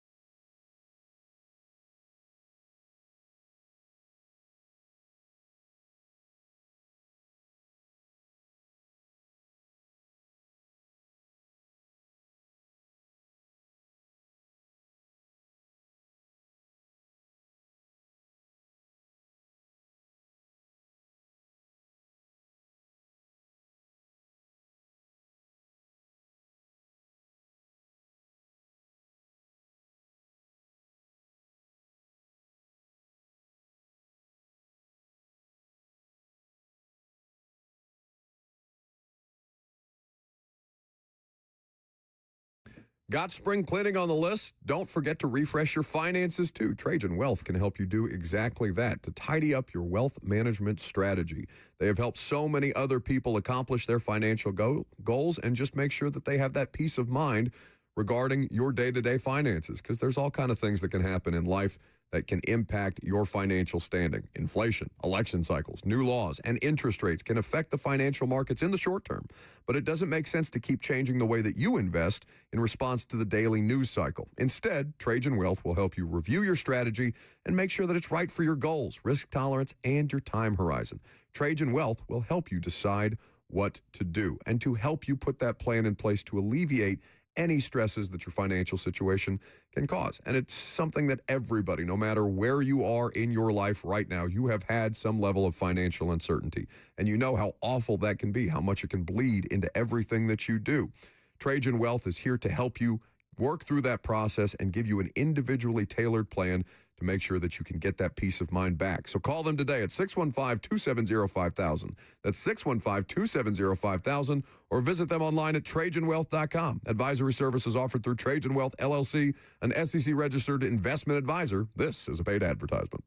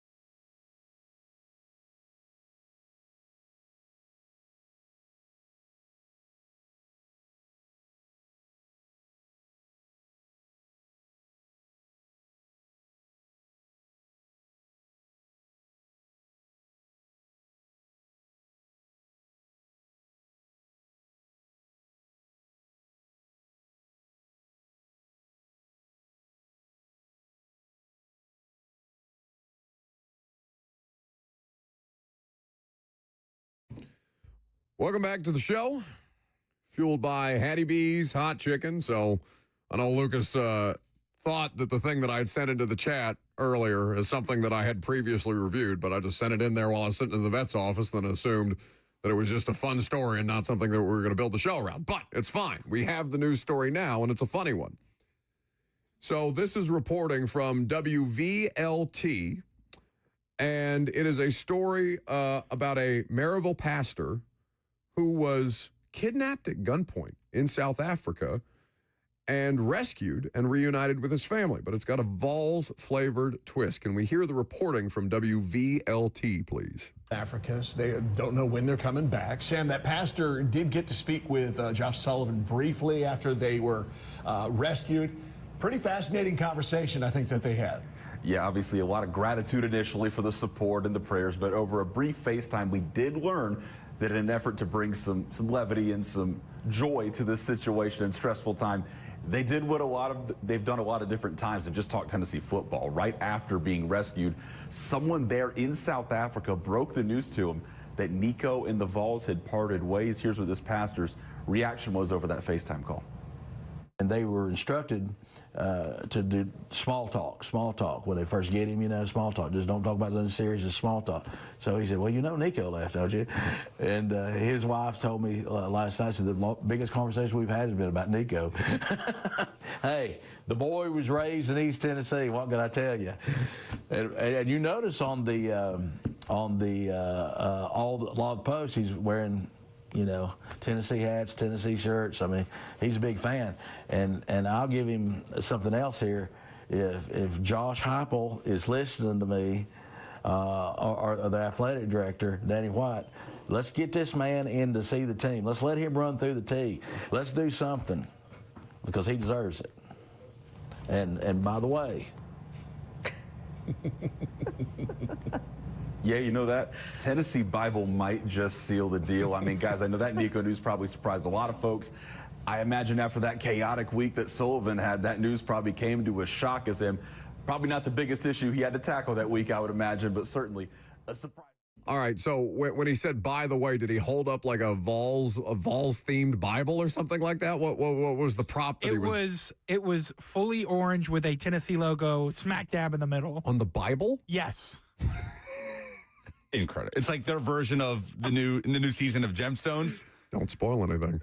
No, but there's the gold Bible that's been passed down. That's a spoiler. For generations. That's not a spoiler. It's a giant spoiler. I'm not caught up, Lucas. How is that a spoiler? It's what the does that whole spoil? theme of the Gemstone family origin story in the first episode. What do you mean it's not a spoiler? We know they have a gold Bible throughout the course of the show. We know they have a special. I actually don't know if that's true. Yeah, it's not true at all. I think it's just this season, and have you ruined it? Well done by you. I'd ruined nothing. Watch Righteous Gemstones on HBO. So it's called Max now, you idiot. It's HBO. Okay, very good. That is the voice of Pastor Tom Hatley at Fellowship Baptist Church, who is speaking about being reunited with Maryville pastor Josh Sullivan, who was arrested at gunpoint and kidnapped, not arrested, kidnapped at gunpoint in South Africa, I assume on a mission trip.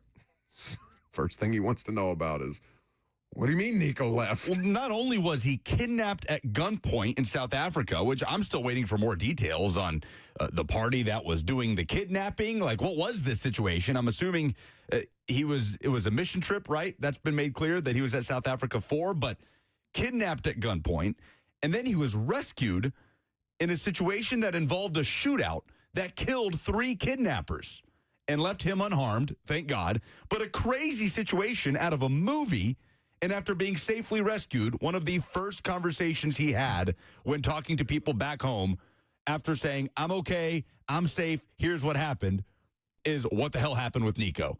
And that he seemed more upset about that situation than the traumatic ordeal he just went through and being kidnapped at gunpoint and then watching his kidnappers gunned down in a shootout.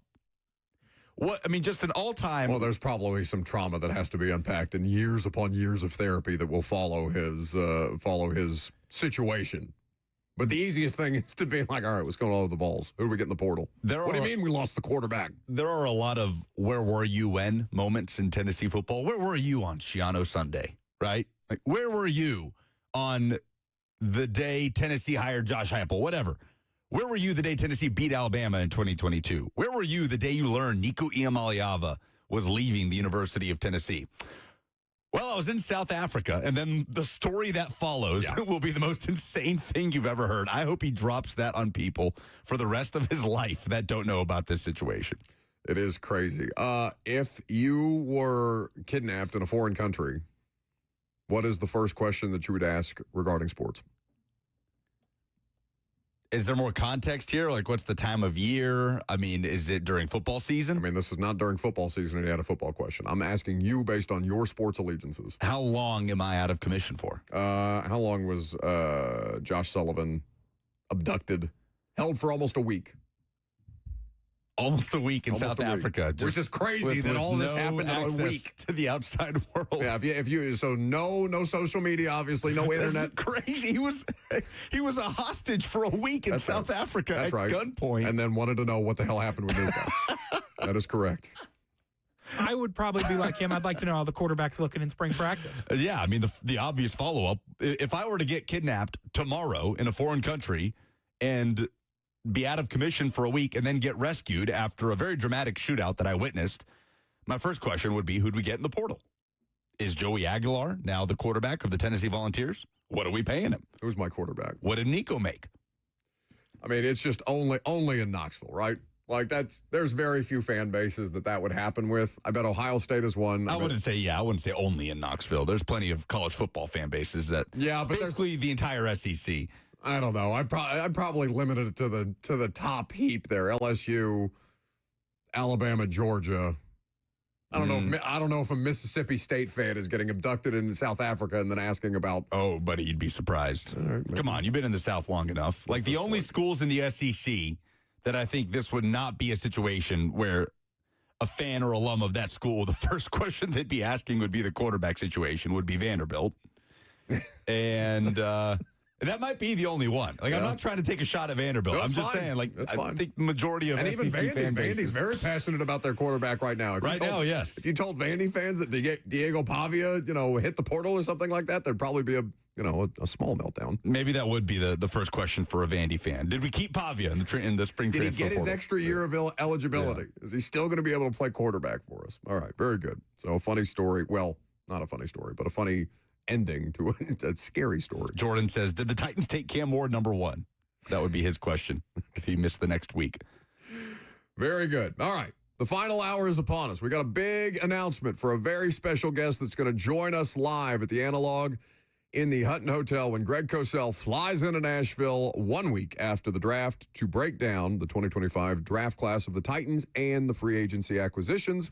We've started doing the special guest thing here in the last couple of years, and we think this is going to be the best show out of the 3 shows the 3 shows that we are getting ready to do, the best show out of the 2 that we have done so far, with the 3rd one upcoming. You can get your tickets now. Now is your last chance before they sell out when we make this announcement at 12:20. I think I've got less than 100 tickets left to sell. So I'm going to give you the opportunity now, before we make this special announcement, to go to 1045thezone.com to get your tickets for the Install Live with Greg Cosell of NFL Films, with 250 Titans fans and a very special guest that we are going to announce at 12:25 today. Greg Cosell will join us, and we'll look forward to that. I'm Buck Rising. It's 1045 The Zone.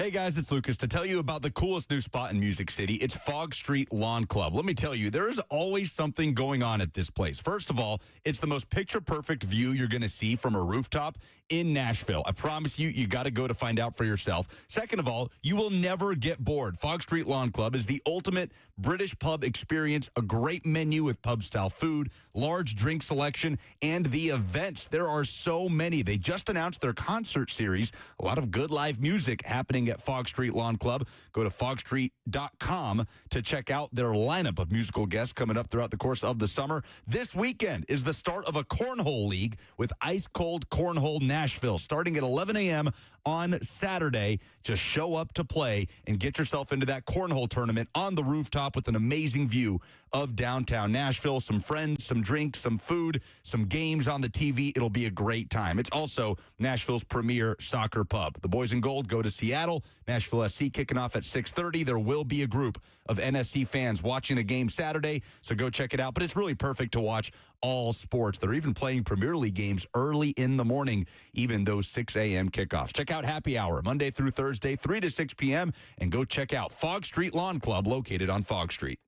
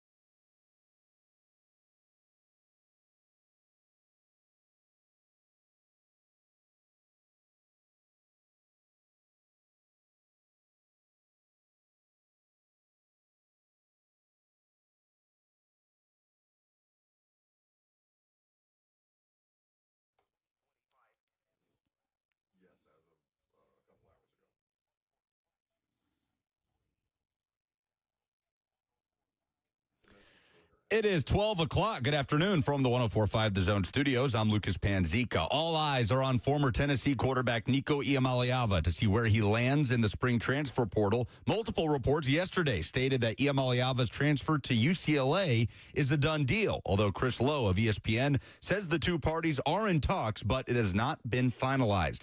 Another college football news today, ESPN announced that after 38 years, Lee Corso is retiring as a college football analyst. The legend will be on the College Game Day set one final time in week 1 of the 2025 season.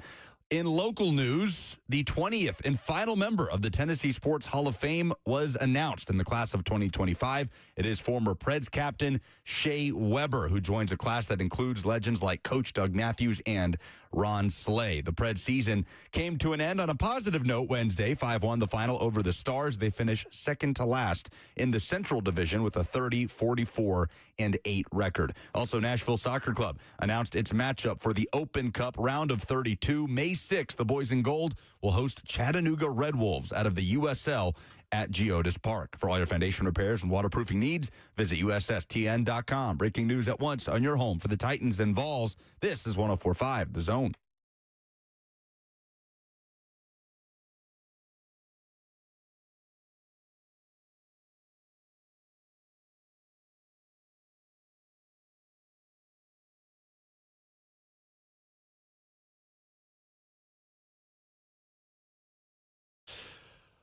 .104.5 The Zone, the Buck Rising Show continues on. Buck will be back with us in just a moment as we circle back to the discussion rippling across the rest of college football. How are your cats? Fine. I have a appointment with a neurological vet at this point in time because there's some stuff going on. We found a kitten in the yard and went to get the kitten fixed today, and then was pointed out that she may have a neurological issue because she's got some twitching going on with her ear. So now it has become a much longer process, and I'm taking this cat is going to get better medical treatment than you or I get on a regular basis. But, you know, they just keep showing up in my yard, damn it. Wink is the cat's name, correct? Well, because I noticed the twitching, and I'm like, okay, well, maybe she's just got something in her eye. But no, it turns out it might be something. So we're going to get Wink squared away there. Okay, wishing Wink all the best. Mm-hmm. So this Nico thing has obviously dominated the discussion across college football and really across the sports world in the U.S. over the course of the last week or so. And the follow-up question that we haven't discussed a ton is, what will the ripple effect be? How will players respond to this? Is this a cautionary tale for players across the rest of college football? And now this situation pops up at Syracuse, where a Syracuse wide receiver wants $2 million. And Syracuse head coach Fran Brown says there is no way you are making $2 million to play for the Syracuse Orange. Talking about wide receiver Trebor Pena, who I should note was not a 1,000-yard receiver last year, had over 900 yards receiving, 9 touchdowns, did lead the team. This was Fran Brown on Syracuse wide receiver Trebor Pena entering the transfer portal because he did not get what he wanted in NIL. With all due respect to everybody in the country, to every wide receiver, to everybody that's doing all this stuff, like, if you want to make $2 million at wide receiver, that's to blow a homie over at Ohio State. Ain't nobody else making that money. Giving no wide receiver no $2 million, man, in college. Nah, that ain't me. I ain't doing that. I can't do it. Unless they tell me that we get a chance to have Travis Hunter, he could come back to college and he could come here and play for us, then he gonna get some of my check. But I ain't paying nobody $2,000 this year. Not to me. $2 million, whatever. I just say, yeah, we ain't giving nobody that. That is courtesy of Q Sports Talk on YouTube. I think he's my favorite coach. He's great, man. He's always good for a quote. I mean, he's been in the news as of late. I would love for him to shower after losses, but, you know. That's right. There was the what was it? Winners get washed. Winners get washed. That's right. You're not allowed to shower if you lose. He obviously was trying to make the joint spring practice and spring game happen with Dion, which the NCAA shot down. Then he had the quote of, well, man, maybe we should have just had Bill Belichick and Bill O'Brien do it, but the NCAA would have let you do it then. Oh, I'm just kidding. I'm just kidding. He made sure to say that. And then now here he is talking about Trebor Pena. Last season. You're probably right about that, though. About them letting Bill O'Brien and Bill. I don't think they would have let them do it. Their reasoning for it was so late in the game Okay. And maybe we'll do it. Like, I don't think Bill Belichick, a week before the spring game, says, I want to do this with Boston College. And the NCAA would have said, yes, sir, Mr. Belichick, sir. I don't know. I don't think that would have happened. They're very vulnerable right now, the NCAA. Who knows what you can get away with? 84 catches, 941 yards, and 9 touchdowns for Pena, who wants $2 million next year. All right. So I thought it was funny that the amount of coaches that came out after the fact, after Josh Heupel has to be the first to like publicly put your foot down. And I want to reiterate how impressed I am with the way that Josh Heupel has handled this situation. Okay. Doesn't mean that they're going to be better off for it, but it's an untenable situation that looked like Tennessee might have been backed into a corner. And with the backing of the administration and the athletic department and things like that, it's not just Josh Heupel making this decision, obviously, but Josh Heupel is now in part the face of it. I think that he has handled all of this exceptionally well. We'll see what happens this football season, and then, that's a different conversation. I thought Mario Cristobal coming out after the fact and saying stuff like this was a little bit, it didn't hit quite as hard because, well, okay, where were you on the front end with this? Now, it took a situation like Nico bubbling up. Well, I'm certain that every coach at some level has had to deal with a renegotiation. Absolutely, but not like this. Not like this, sure. This was a huge turning point. My point is, you got a lot of coaches after Heupel did it, Marcus Freeman, Mario Cristobal being like, yeah, what that guy said, as opposed to being on the forefront of this, understanding that Heupel's the one who had the quarterback defection, and now it's become a talking point for every coach in America. Fran Brown, I think, speaks for every coach in America until such time as a wide receiver, as it makes sense for a wide receiver to make anywhere near that kind of money. And in this current economic climate, in the NIL world, that is not the case, especially at Syracuse. Then I think he speaks for a lot of coaches that way. And you're going to have to, you're going to have to get the backing of your athletic department before you can come out and say this, one would think, because too much of it, too much chest pounding, like, no, we're not going to do this just because we don't have to. That's probably not the best recruiting pitch. Like, you want to still have an ongoing dialogue with these players and really now with their representation when you're acquiring them. But he's spot on here. You just can't let it spin out of control more than the NCAA has already allowed for an environment in which it could spin out of control. And that's what coaches are trying to curtail. It's what Greg Sankey tried to curtail with the transfer rule that the SEC has. If you're going to hit the portal in spring, you can't transfer within the conference and expect to play that season. That's the closest thing to a guardrail on this Nico situation as we have, and that's not an NCAA decision. How much further this is going to go before we actually get some rules to the effect of, all right, collective bargaining, we're going to have this. Contracts for players, we're going to have this so that they can't transfer willy-nilly that way. What is the average age of the person who says willy-nilly? That's as old as I've ever felt saying that phrase into a microphone. But I am for players seeking value, and I'm pro player to a fault on a lot of these things because I'm always going to be, no matter who you are or what you do for a living, if you have the opportunity to make more money, try and take advantage of your situation. I would not advise that you go the route that Nico did or that Nico's family and representation chose to go, because it will ultimately cost him money. But if you see an opportunity to leverage your situation, I'm always going to be for you, no matter who you are in your employment situation, because we all have bosses and we all want to make more money. I'm good with that. I also think that there has to be regulation here, and that's what the coaches are trying to help bring to the forefront, because the governing body is not doing it for themselves. So we have seen one player try to go the Nico route and ask for an outrageous number. Again, this is the fourth best receiver in the ACC last year who wanted $2 million. Hey, you got to ask. And now he is entering the transfer portal. You mentioned what this can do negatively from a recruiting standpoint, and we talked about that as before all the Nico stuff really came to a head. One of the potential cons of letting Nico go, which Tennessee obviously ended up doing, okay, can it be used against you? Can, in recruiting five-star Faison Brandon, who you currently have committed, could a school say, hey, look, Nico wanted market value. They refused. Do you think they'll give it to you? And I'm starting to think more and more that that's not really going to happen as the rest of the sport sort of unites behind Heupel and Tennessee in this situation.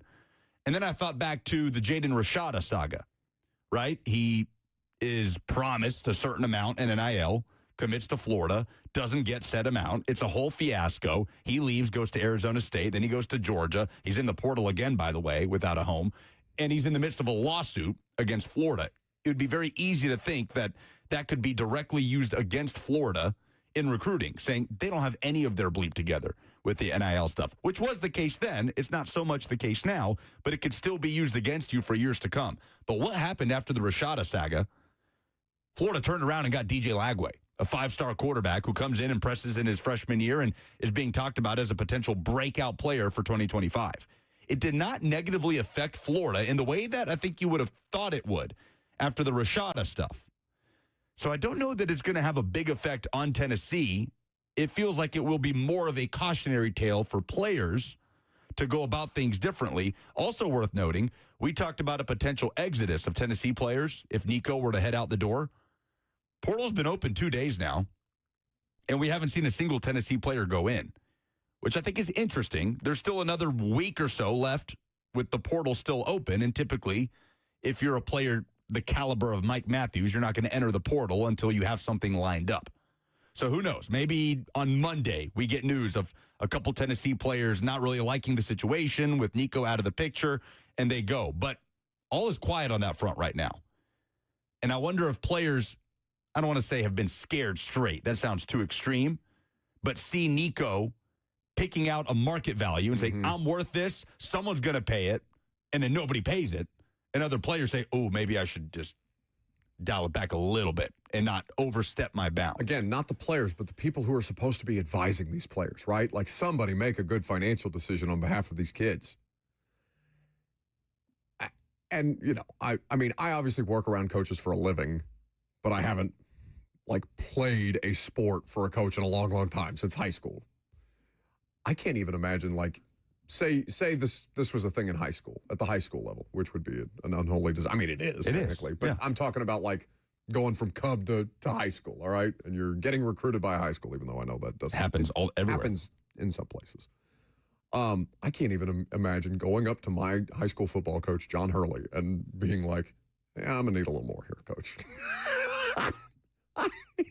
There would be one of those run until I say stop you. Whatever. Yeah. Exactly. Can you imagine? Yeah, I know. I got close. Well, that's the thing. And you had, I mean, admittedly, you say you're pro player to a fault. To a fault. That is what gets lost. It's easy to lean in and say, no, go get what you're worth, big fella. But there's so many dynamics around it, right? There's team dynamics around it. And it was fascinating hearing Ramon talk about the Le'Veon Bell situation in Pittsburgh and how the team felt about it, where it's like, hey, man, we understand you got to get paid, but, like, show up to stuff. Yeah, there's a way to go about this. And the Nico thing, not communicating anything to his teammates, as well as Josh Heupel, in the middle of that process. Like, there's so many different ways that they misstepped here. So it's fine to say, like, I agree with you in principle on that concept. Go get what you're worth. But sometimes it's like, at what cost? But also know what you're worth. Yes, know what you're worth. And just try to think of long-term ramifications with this stuff. How does it affect your teammates? How does it affect the way other people will view you for the rest of your career? The questions that you'll get when you go through the NFL draft process. You're just seeing players and camps of players making such short-sighted decisions to grab the shiny thing that's right in front of them, which I'm not going to act like I'm not trying to be holier than thou, like I wouldn't be doing the same thing at the age of 20. But it's just more complicated than that, right? It's more complicated than, oh, go get what you're worth. Yeah, man, go for it.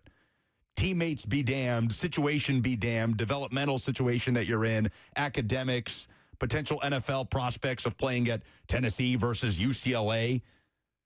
No, go get what you're worth. Like, that stuff just falls by the wayside when that stuff should carry weight in these decisions. And it seems like more and more it's not with players and their camps as they grab the big shiny thing that's in front of them. 615-737-1045 is the number. If you want to jump in, we're going to pivot to some NFL draft stuff. Greg Cosell is going to join us. We're going to announce our special guest for this year's install show. Now's your last chance. Go get your tickets before we sell out. I'm Buck Rising. It's 104.5 The Zone.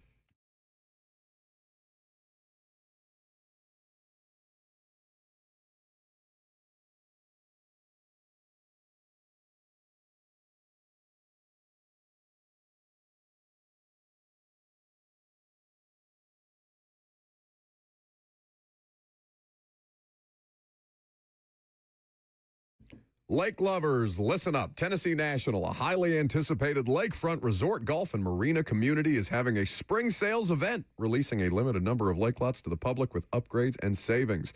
One day only, Saturday, April 26th. That's the Saturday of draft week. Cottage packages with boat slips from $379,900. You can get a subdividable wooded lot from $79,900. And for the first time ever, you can get a fully furnished lakefront townhome. You can also get private golf cart access to the new marina and resort, 10 miles of walking trails, 3.5 miles of shoreline, a brand new 26,000 square foot clubhouse, waterfront concerts overlooking a beautiful lake, pickleball, pools, on-site coffee shop, and much more. Play on the lake or simply relax at the waterfront restaurant just over 20 minutes from Knoxville, Tennessee. Financing is available, so enjoy life on the water, fresh air, boat rides, and sunshine. Celebrate the lake life and make memories. This limited property release, Saturday, April 26th. Visit TennesseeNational.com, or better yet, give them a call at 865-408-9992 to secure your private tour. Memories begin here.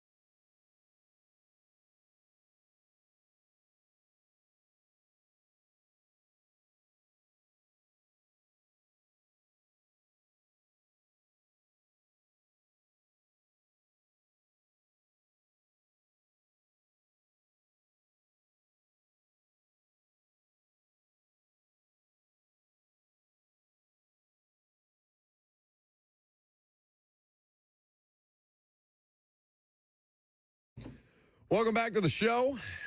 We are fueled by Hattie B's Hot Chicken. Hattie B's, Two Rivers Ford, Wholesale Supply Group. They're all a part of the Install Live with Greg Cosell of NFL Films. And Greg is here with us via Zoom today. We're going to do the podcast live for you because, we got a special announcement to make as to who is going to be this year's guest at the Install. And I know you're as excited. Well, you're probably more excited than I am because you have somebody who's actually football smart to talk to about these things as we get ready to break down the 2025 Titans free agents and draft acquisitions. How are you? Is he muted? Somebody's yelling at somebody else back there. I assume he's like muted. there's 15 people in the control room. This sounds about right. There he is. Oh, there he is. Hi, Greg. Hey guys, what's happening? just our normal level of production prowess around here. That's what's happening. How are you? I could see your mouth moving. I couldn't hear a word, and my lip reading is not as good as it used to be. You know. Well, I mean, we may as well have just done it that way. But Greg, I was just saying how excited we are to have you on the show today, and to also announce our special guest because. The joke that I made was how much more fun you're going to have at the Install this year because you have somebody actually intelligent that you can talk football with, and we'll announce that guest here shortly. Oh, you don't need to, be self-deprecating, Buck. Come on now, you're all right, Just all right though. But we like to level things up though. It's like in the Bruce Springsteen song "Thunder Road." You're not a beauty, but hey, you're all right. You're all right. Thanks, Greg. Greg Cosell here with us on 104.5 The Zone, and we're looking forward to having 250 Titans fans in the house again when we break down the upcoming draft class and the upcoming free agents. And in this particular edition of the show, Greg, we are going to be joined by Titans head coach Brian Callahan on the stage on that Friday night. And there are so many different ways that this is going to be interesting. The not least of which, is the idea that they are probably going to draft a quarterback with the number 1 overall pick, even if Brian won't tell you and me that yet. Well, that will make for a really fun conversation, and it'll make for a really good conversation because, I'm going to have all my notes, which you'll have on my breakdown of Cam Ward, who I've done in detail. I did him last summer from his last year at Washington State. I think I did 9 games this year from his 1 year at the U. So it should be a lot of fun because you know how I do this stuff. I do this without even thinking about who might draft a player. I just evaluate the player and think about how he could transition and project to the league. So, but I, without giving away specifics, I will say that I believed Ward was clearly worthy of a number 1 pick in a draft. He was, to me, the best quarterback prospect in this draft class. Well, and that's the thing, Greg. You've been saying that since before the combine, and the rest of the NFL world felt like it just caught up to you here in the last, I'd say month and a half. It's always funny to see that dialogue play out on social media when we know that Greg in various platforms, not just the Install, but has been talking about Cam Ward as being worthy of the number 1 overall pick for quite some time now. And I know that we are looking forward to getting into the details, getting into the weeds, if you will, on the Cam Ward evaluation on that Friday night. No, for sure. As we've been discussing the last 2 weeks, we don't want to leave our game in the locker room. We want to wait for May 2nd and really have a great discussion with the fans. We've done it. This will be our 3rd year. And for the last 2 years, the questions have been phenomenal. Fans are totally into it. They think about great things. They ask great questions, and the discussions are awesome. So, and obviously when you do draft a quarterback, that makes it, even more exciting because clearly that's the most important position on the field and the one that fans get most excited about. Well, and in this year, Greg, we have so many different ways that this draft process can play out. We know that Cam Ward we think we know that Cam Ward is likely to be the number 1 overall draft pick. It's, I'd say 99.99%.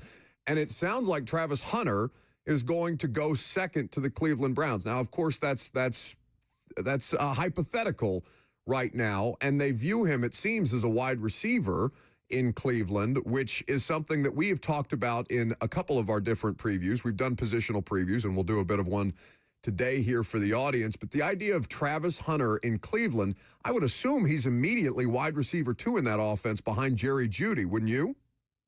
Yes.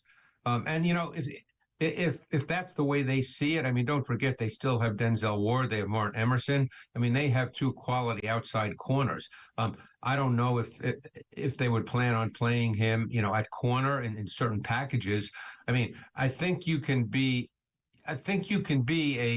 a nickel corner or a third corner and play wide receiver. I just don't think you can be a spot corner, play on the outside on every snap. To me, you can't be a part-time corner, uh, unless you're just playing in packages like nickel or dime. But you can't be a part-time corner if you're going to play every snap. So, look, he's a really good wide receiver prospect as well. I've felt that corner would be maybe his best position just because you can always find receivers. I'm not saying you can always find receivers who are like Travis Hunter, but I think that there's always more quality receivers than there are quality corners. I guess that's the best way to say it. Greg Cosell of NFL Films is here with us on 104.5 The Zone. Greg's here because we are announcing that Titans head coach Brian Callahan is going to be our special guest at the Install Live. You can get your tickets at 1045thezone.com now to join us on Friday, May the 2nd, in the Analog Room at the Hutton Hotel. Lucas even has a question for you, Greg. And Callahan needs help, Greg, in the wide receiver room in 2025. As we've gotten more and more solidified in the Cam Ward to the Titans pick, feeling pretty secure that that's what they're going to do. We've talked more and more about the 35th overall pick and the idea of adding either an edge rusher or a receiver there. It's been interesting, Greg, and I know you're not keeping up a ton with mock drafts and what happens off the field with these guys. It's strictly about tape. But it's been interesting because Luther Burden, it feels like, is slipping in that wide receiver 2-ish conversation at the moment, and that he could potentially be available at the top of the second round. To you, what was your initial assessment of Luther Burden at the beginning of this process, and what have you kind of learned about him over the course of the last few months? Well, as you know, Lucas, all I do is watch the tape, so I don't know anything about Luther Burden, the person. So I don't know if there's any red flags that have cropped up. But if you're just looking at tape, I personally do not understand why he would be dropping. I did him last summer when he had the big numbers. I did him this year. Obviously, the numbers were not the same, but their offense and their quarterback situation was not as good as it was in 2023. But I think Luther Burden is a really good prospect. I think he's a 3-level dimension. He's got enough speed to get on top of corners. He's not terrifying speed like a Jamison Williams, but he certainly can run. He's really good run after catch. I think you can do a lot of things with Luther Burden in your offense. So to me, I mean, if he was, again, I don't know what the Titans draft board looks like. All I can say is I think he's better in this draft than the 35th pick. So if he would be sitting there at 35 and you really feel that wide receiver is what you want to draft at that moment, then I think he's a really good choice. Because we don't know their draft board and we don't know what plays out, obviously, before we get to 35. These questions are always hard to answer. But I don't... In response to your basic question, I don't really understand why he's dropped. I think his tape is really good. I think his traits are really good. And you're always looking for that 3-level dimension for that receiver that can win over the top because he changes the way defenses play. And here, in regards to that 35th pick, it's largely boiled down to edge or wide receiver. Which of those two positions, Greg, do you feel better about landing a high-impact player maybe a little bit later than the 35th pick, understanding that the Titans don't have a third-round pick at the moment? Yeah, and that's a bit of an issue, Lucas, that not having a third-round pick. Because, normally in a draft, you can always find wide receivers. Now, obviously, the goal is to find the right one, but normally in a draft, you can always find wide receivers. Now, I would say edge rushers, it's a little different animal. Edge rushers, you can't just pick an edge rusher in the 5th round and feel like you've got your guy. So, now it depends on how they see the rest of the draft and how they have edge rushers and receivers rated on their board. Do they feel that, hey, in the 4th round, we feel we can get a quality receiver who can step in and be a factor, maybe not necessarily a starting superstar, but a guy we can line up and play year one. If they feel that way, then you would want to go with an edge rusher because edge rushers will start to thin out. And while it's an interesting edge rusher class, Lucas, there's a lot of guys who I would say are potential players, guys that have really good athletic traits, but need a lot of work in terms of how to rush the quarterback. Greg Cosell of NFL Films here with us on 104.5 The Zone. You know him because he's on with 3HL. He helps me host one. In fact, he carries me on the install with Greg Cosell that goes out once a week. And we're looking forward to Greg carrying me again for a night with you guys on May the 2nd, Friday, May the 2nd, less than 1 week after the draft, in which the Titans head coach Brian Callahan will be breaking down the tape of their new draft class and their free agent acquisitions with us live and in person. We're looking forward to it. Tickets available at 1045thezone.com. Greg, we haven't gotten to tight ends in our positional preview leading up to today. Right. And I would like to ask you about a couple of them. I wonder, and I know that, you know, you don't do a big board or anything like that, quite a rankings necessarily, but when it comes to Colston Loveland versus Tyler Warren, how do you kind of view these two prospects, and who's the more well-rounded of the two based on your tape evaluation? Yeah, and I think they're different players. That's the thing. I mean, Loveland probably fits into the Brock Bowers category. Not as good, but into that category of almost a big wide receiver who you can line up anywhere in your formation, and he can run any kind of route you want. He's a vertical dimension, and he's not a bad blocker. Don't forget, he comes from Michigan, and they're a run-first football team. So for 2 years, he was essentially, you know, he was required to block and to make a wide variety of blocks, not just simple blocks. So he does have blocking ability, and he gave effort. But he's a guy that you can line up anywhere. You can split him outside. You can line him up at what we call boundary X, meaning the single receiver to the short side of the field. That really helps quarterbacks, by the way, in terms of researching the defenses pre-snap. And if you do have a rookie quarterback playing, you want to do that as much as possible. So Loveland is just a really fluid receiver. He's fun to watch, the way he moves. Warren is obviously a very good receiver, but he's different. He's bigger. He's girthier. You know, as good as Warren is, I believe from watching his tape, there's still a ways to go. You didn't see him work very much against man coverage, so you didn't really get a great feel for how he separates versus man coverage. Now, he's really physical at the catch point. He can catch through contact. You know, he's a very strong guy. He's a really good prospect as well. You can do a lot of things with Tyler Warren. But to me, they're somewhat different players in the way you would think about deploying them in the context of your offense.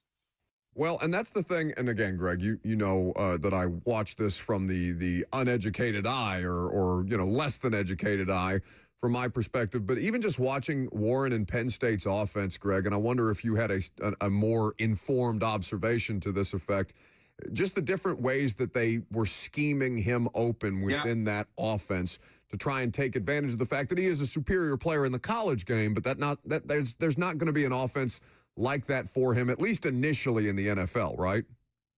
Yeah, I mean, he had 26 rushes. He played quarterback in high school, so, you know, he's used to taking snaps. He had 26 rushes. He had some really good runs as a quote-unquote wildcat quarterback. So, yeah, he's probably an ascending player in the sense that as a pure tight end, he probably has a little bit of a ways to go. So I would say that, you know, that I don't want to say it's going to take time. I think if you draft him, he's going to play right away, and he will be a factor. But you know, I think that with Loveland, you probably have a really strong sense of, you know, what this kid is. And this kid is a matchup weapon right off the bat. And I'm not saying he's going to come in and catch, you know, 115 balls or whatever, like Brock Bowers did, but he falls more into that category of tight end. Anytime you're in the business of drafting a quarterback, Greg, it seems that teams or front offices have at least explored various options, depending on who that quarterback is and what program they come from out of college, and reuniting them with the skill player that they have played with previously to kind of help just flatten that learning curve a little bit for them. And in the tight end category, there is Elijah Arroyo out of Miami, assuming that the Titans, and I think it's a safe assumption, end up with Cam Ward at the #1 overall pick. Elijah Arroyo, what did you take away from his tape study? Yeah, I think the Arroyo and Mason Taylor from LSU are probably the two tight ends that, you know, could well be there at 35 if they're interested in taking a tight end, and depending on how they have them evaluated. Arroyo is a true vertical dimension. This kid can run. And he was used. Don't forget, Miami did have a run game because I watched a ton of Damian Martinez, their back, who I like a lot. So Arroyo was asked to make blocks. Is he the best blocking tight end? No, but he was asked to make blocks in base run game concepts like split flow zone. So he's done all this. But this kid can run. He may be the truest vertical dimension of these tight ends that we've mentioned. I mean, Loveland is as well, but Arroyo might be a little more just as a straight vertical dimension. So it depends what you're looking for. And then there's Mason Taylor from LSU, who's another pretty good athlete. My sense is he would start his career more as a tight end 2 than a tight end 1. But I think there's a lot there to be tapped. He wasn't really used as an intermediate and vertical dimension in the LSU offense. I certainly can't speak to why that's the case. He has those traits. But I think he could be an ascending player. I think, again, there's much in his body that I don't think's been cultivated yet in the way he was deployed at LSU.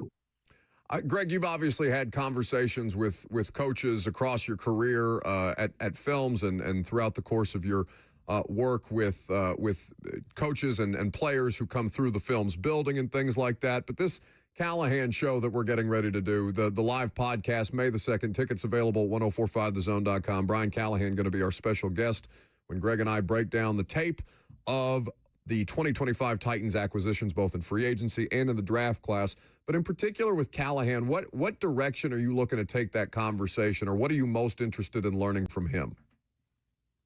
Well, I'm always interested in process. I mean, obviously, we're going to know who they draft, and fans are going to want to discuss those individual players, and I expect that. That's what we're there for. But I've always been a process guy, Buck. I'm always fascinated how they teach a young quarterback. Like, in other words, let's say it's Cam Ward. It seems, you're there, I'm not, so it seems as if, based on what you know, it's going to be Ward. So what would fascinate me is when the first day they get him in the building, okay, and obviously I don't know what the names of all these things now, whether you start with OTAs and then it goes to minicamp, or it's minicamp and OTA, I don't know. But the point is, when they get him in the building and they start with him, what's the process? How do they go about teaching him? Because there's so much you have to learn. There's the fundamentals and techniques of the quarterback position, which are separate from whatever scheme you're going to run, okay? Then you work with that, but at the same time, you do have to work with him on the scheme, the offensive scheme. What are the concepts in the pass game you want to teach him? Okay, you have to do that. Then how do you teach him about the defenses that he's going to see in the NFL? So all this is a process, which is why, by the way, a lot of coaches believe it takes a good 3 years for quarterbacks to really understand, which doesn't mean they can't have success early, by the way. We've seen quarterbacks have success early, as you know, Buck. But in terms of truly understanding, you hear coaches tell me it takes 3 years. But that's what fascinates me, the process. Because I sit here and watch tape, and I always wish, and I've said this to you before, I wish I had the bat phone and could call a coach and say, okay, what was the concept here? What was the thought process? Why did you do this? What did you want your quarterback to do here? How did you design this read? Were there adjustments based on if he saw something with the defense? Those are the things that fascinate me. And obviously, we're not going to have enough time to get every answer to, because these things, I'm a little nuts, as you know, Buck. These things go through my head way too often. But, those are the things that truly interest me, the whole process of how you teach and coach the quarterback position. I am so excited for the live show. I'm excited for the live show every year, Greg, but this is going to be a fun one. And even more so, Greg, because not just because Brian Callahan is going to be a part of the live show, and to have a coach breaking down the draft class that they've just assembled. There's not anything like this in 31 other NFL markets, and we're very appreciative to both the Titans and to Cumulus for making all of this happen. But also, we're going to have an extra carrot for people this year at the show. We're going to have your draft evaluations of these players at the tables for people to follow along with, because the process that Greg goes through in scouting these guys is like he says, insane. But to see it on the page and then have Greg and Callahan articulate it for you on the monitors as we break down tape on that Friday night, it's going to be as good a thing as I think we've done to date, buddy. And we put on some pretty good shows, Yeah. not to brag And on you know us. what? I'm believe it or not, I'm kind of hoping that Coach Callahan sees things differently because I like to learn. I'd love for him to say, "Hey, I didn't see it that way," and then have him tell me how he sees it. Because that's the way you learn. You know, I always believe that reasonable, smart people can disagree on stuff and you can talk about it. And, that's the way I've learned through the years is, talking to coaches, talking to a lot of people, is they say something that just resonates with me in a totally different way than I saw it. And that helps me then when I go back and watch the tape.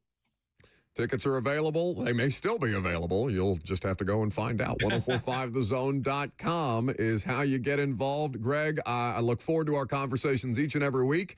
I'll look forward to our conversation next week ahead of the draft. And then on May the 2nd, when we break it down for 250 Titans fans in the house at the Hutton Hotel that will host us for the third straight year. Good people over there. Many thanks to Wholesale Supply Group, Two Rivers Ford, Hattie B's, and Monkey Shoulder Whiskey, also going to be a part of the live show this year. Buddy, thanks for stopping by, and I'll see you on May the 2nd.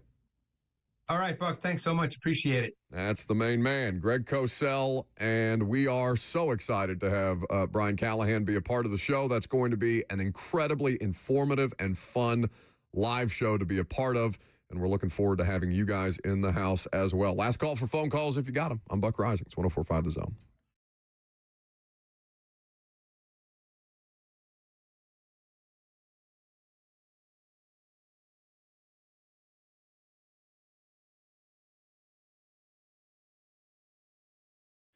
Hey, Lucas here to tell you about a really cool event coming up a month from today, May 17th. It's the 4th annual Beer Fest at Game Terminal, and it's called Beer Fest, but it's more than just beer. Get ready for a day filled with beer, cider, alcohol tastings at an unforgettable in-person beer festival. Hanging out on that 8,000 square foot patio at Game Terminal, it'll house over 35 tastings of beer, cider, and alcohol across the growing list of over 20 different vendors. There will be music with a DJ, games, fun, and excitement. If you haven't been to Game Terminal, check out Nashville's largest arcade with over 250 games spanning 40 years. From pinball to Pac-Man, Mario Kart, anything in between, Game Terminal has everything that you have ever wanted to play. It is different from any other arcade bar that you have ever been to. And Beer Fest, again, coming up May 17th, is going to be a great time. Game Terminal at 201 Terminal Court in Nashville. It's $40 on sale now if you go online, $50 at the door. Go to 1045thezone.com for more info and to purchase tickets.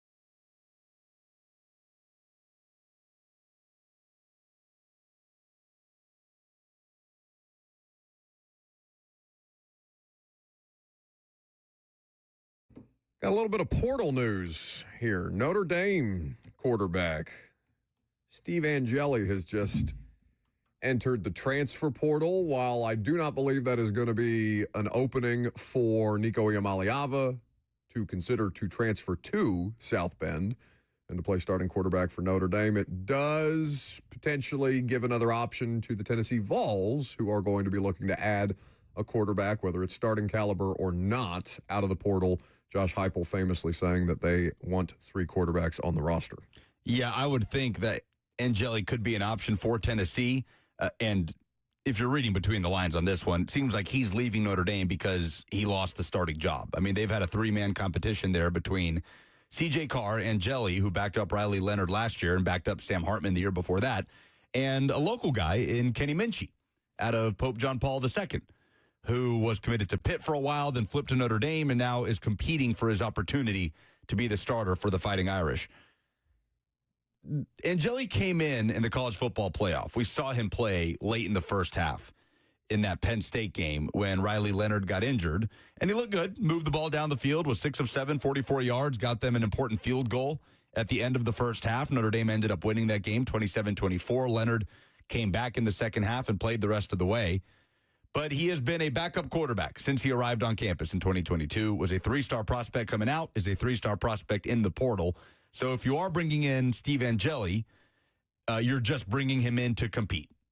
That is not, it's hard to imagine at this point a situation where anybody is just being brought in to just get the keys.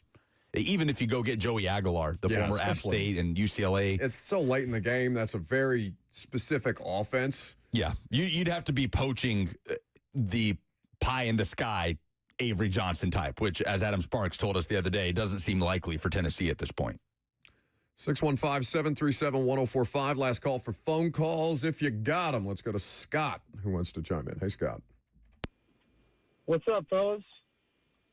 Hey, can you hear me? Yep. Mm-hmm. Okay. I'll keep this under the 60-second limit, Buck. Better get moving. I am an avid Notre Dame fan. Grew up south suburbs of Chicago. Been here for 27 years, so my daughter goes to UT. I'm telling you right now, there's not a lot of tape on Angeli, but that kid can sling it, man. He was a very high recruit coming out. The problem at Notre Dame, he didn't really lose the job. They got C.J. Carr, who was a 4/5-star coming out of Michigan. Is Lloyd Carr's grandson from Michigan, actually. And Carr's good. He's going to be good. He won the job. I think Steve would be a great fit at UT because the only real knock on Angeli is his lack of mobility, but Heupel's offense is designed to get that ball quick, get it out. I think he'd be a great fit. You guys brought it up. I just wanted to chime in right quick, and love listening to you guys. Thanks for the call. Right at 60 seconds. Right at a minute. Perfect. He must have had a timer. Thanks for the call, Scott. I mean, he looked good in that playoff game, but he would be coming in to compete if that is the route Tennessee went. Also, Aaron Rodgers was on the Pat McAfee show and said nothing. Shocking. Quick heads up. Said, quote, "I'm open to anything and attached to nothing. Retirement could still be a possibility." No decision about the 2025 season. So if you're the Pittsburgh Steelers, you got to draft a quarterback, right? I mean, yeah. You kind of have to. I mean, you might have to anyway. He's 40. You were going to have to anyway, unless Mason Rudolph is a part of your long-term plans. But I think you have to consider drafting a quarterback very, very strongly if you're the Pittsburgh Steelers. Hell, you may have to consider trading up, depending on who's there. The only interesting thing he said was his disdain for how the Jets handled letting him go, that they flew him across the country on his own dime, he said. I'm sure he's hurting for money. Only to have the Jets tell him that they were moving in a different direction at the quarterback position in a conversation that lasted over 15 minutes, or barely 15 minutes, and could have been done over the phone. He said their powwow was a, quote, debacle. It was a strange meeting for sure, and they've got problems over there. We're not so far removed from him looking over at that Lombardi Trophy case and saying, I think we need to add another one in there for the Jets. Now they're a debacle. While this is funny, I do kind of sympathize with him. I'd be pissed if I flew across the country for a 15-minute. This could have been an email. That's trash. All right. Dylan is the last call today. We got Dylan. I had a comparison, obviously a different situation, but do you think that Nico could turn into kind of a Colin Kaepernick type deal where it's the first, and there are people that do it after that they're not as ridiculed, but him being the first can be the fall guy.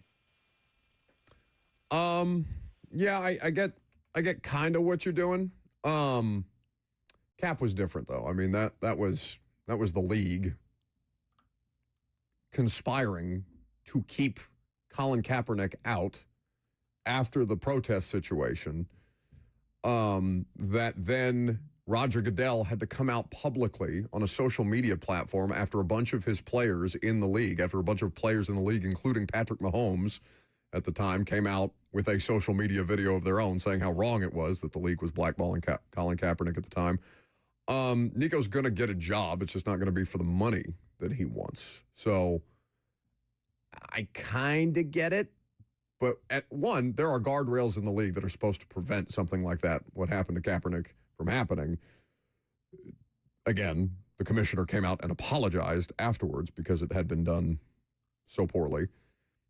Nico's situation is largely of his own making, largely of his own camp's making, and is much less, the cause is not quite as noble as what Colin Kaepernick was peacefully protesting at the time. But I kind of get what he's saying in terms of college football coaches. Boxing them out? Saying, I don't really want a part of that circus, and B, sort of uniting and saying, hey, it's better for all of us if this doesn't get rewarded, so to speak. All right. Polls.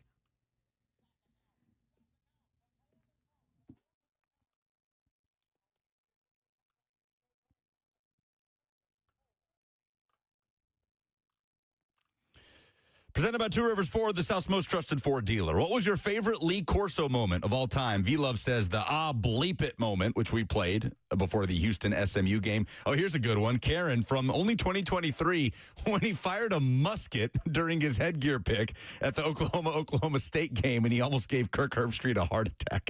I do remember that. I don't, but that's awesome. The sound of the musket. Herbstreit about jumped out of the set. How would you rank the Titans roster right now heading into the NFL draft? Titan Cat says bottom quartile of the NFL. Flannel Fred says 31 out of 32. The bottom quartile. That Jim Irsay quote it should live forever in the Hall of Fame of useless quotes. What was the bigger reason for Nico leaving Tennessee? Money or the offense? 95% saying money. Yeah. Should be 100 probably. Which position do you most want the Titans to address that is not a big need in 2025? John says running back. Pollard needs a legit guy behind him that can be a dual threat when he's not in the game. Well, Tajay can be. He's just not been hugely available to date. Tyree says running back. Give me Scattaboo. He was here for a visit this week. Sure was. Kenneth says safety. A lot of people saying running back, though. They need a safety. The answer to me is defensive tackle. I'm going running back. Okay. Let's get Cam Scattaboo in Nashville. Those are the polls. Are you going to have a game like he did against Texas and try to single-handedly beat the Texans? Throwing touchdowns, running for touchdowns, everything else in between. All right, that's the show. Get your install tickets if they're still there to be gotten. Have a great rest of your afternoon. I'll talk to you on prime time at 7 p.m.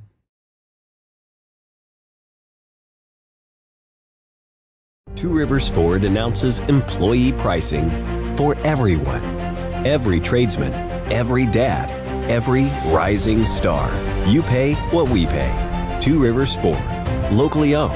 American made.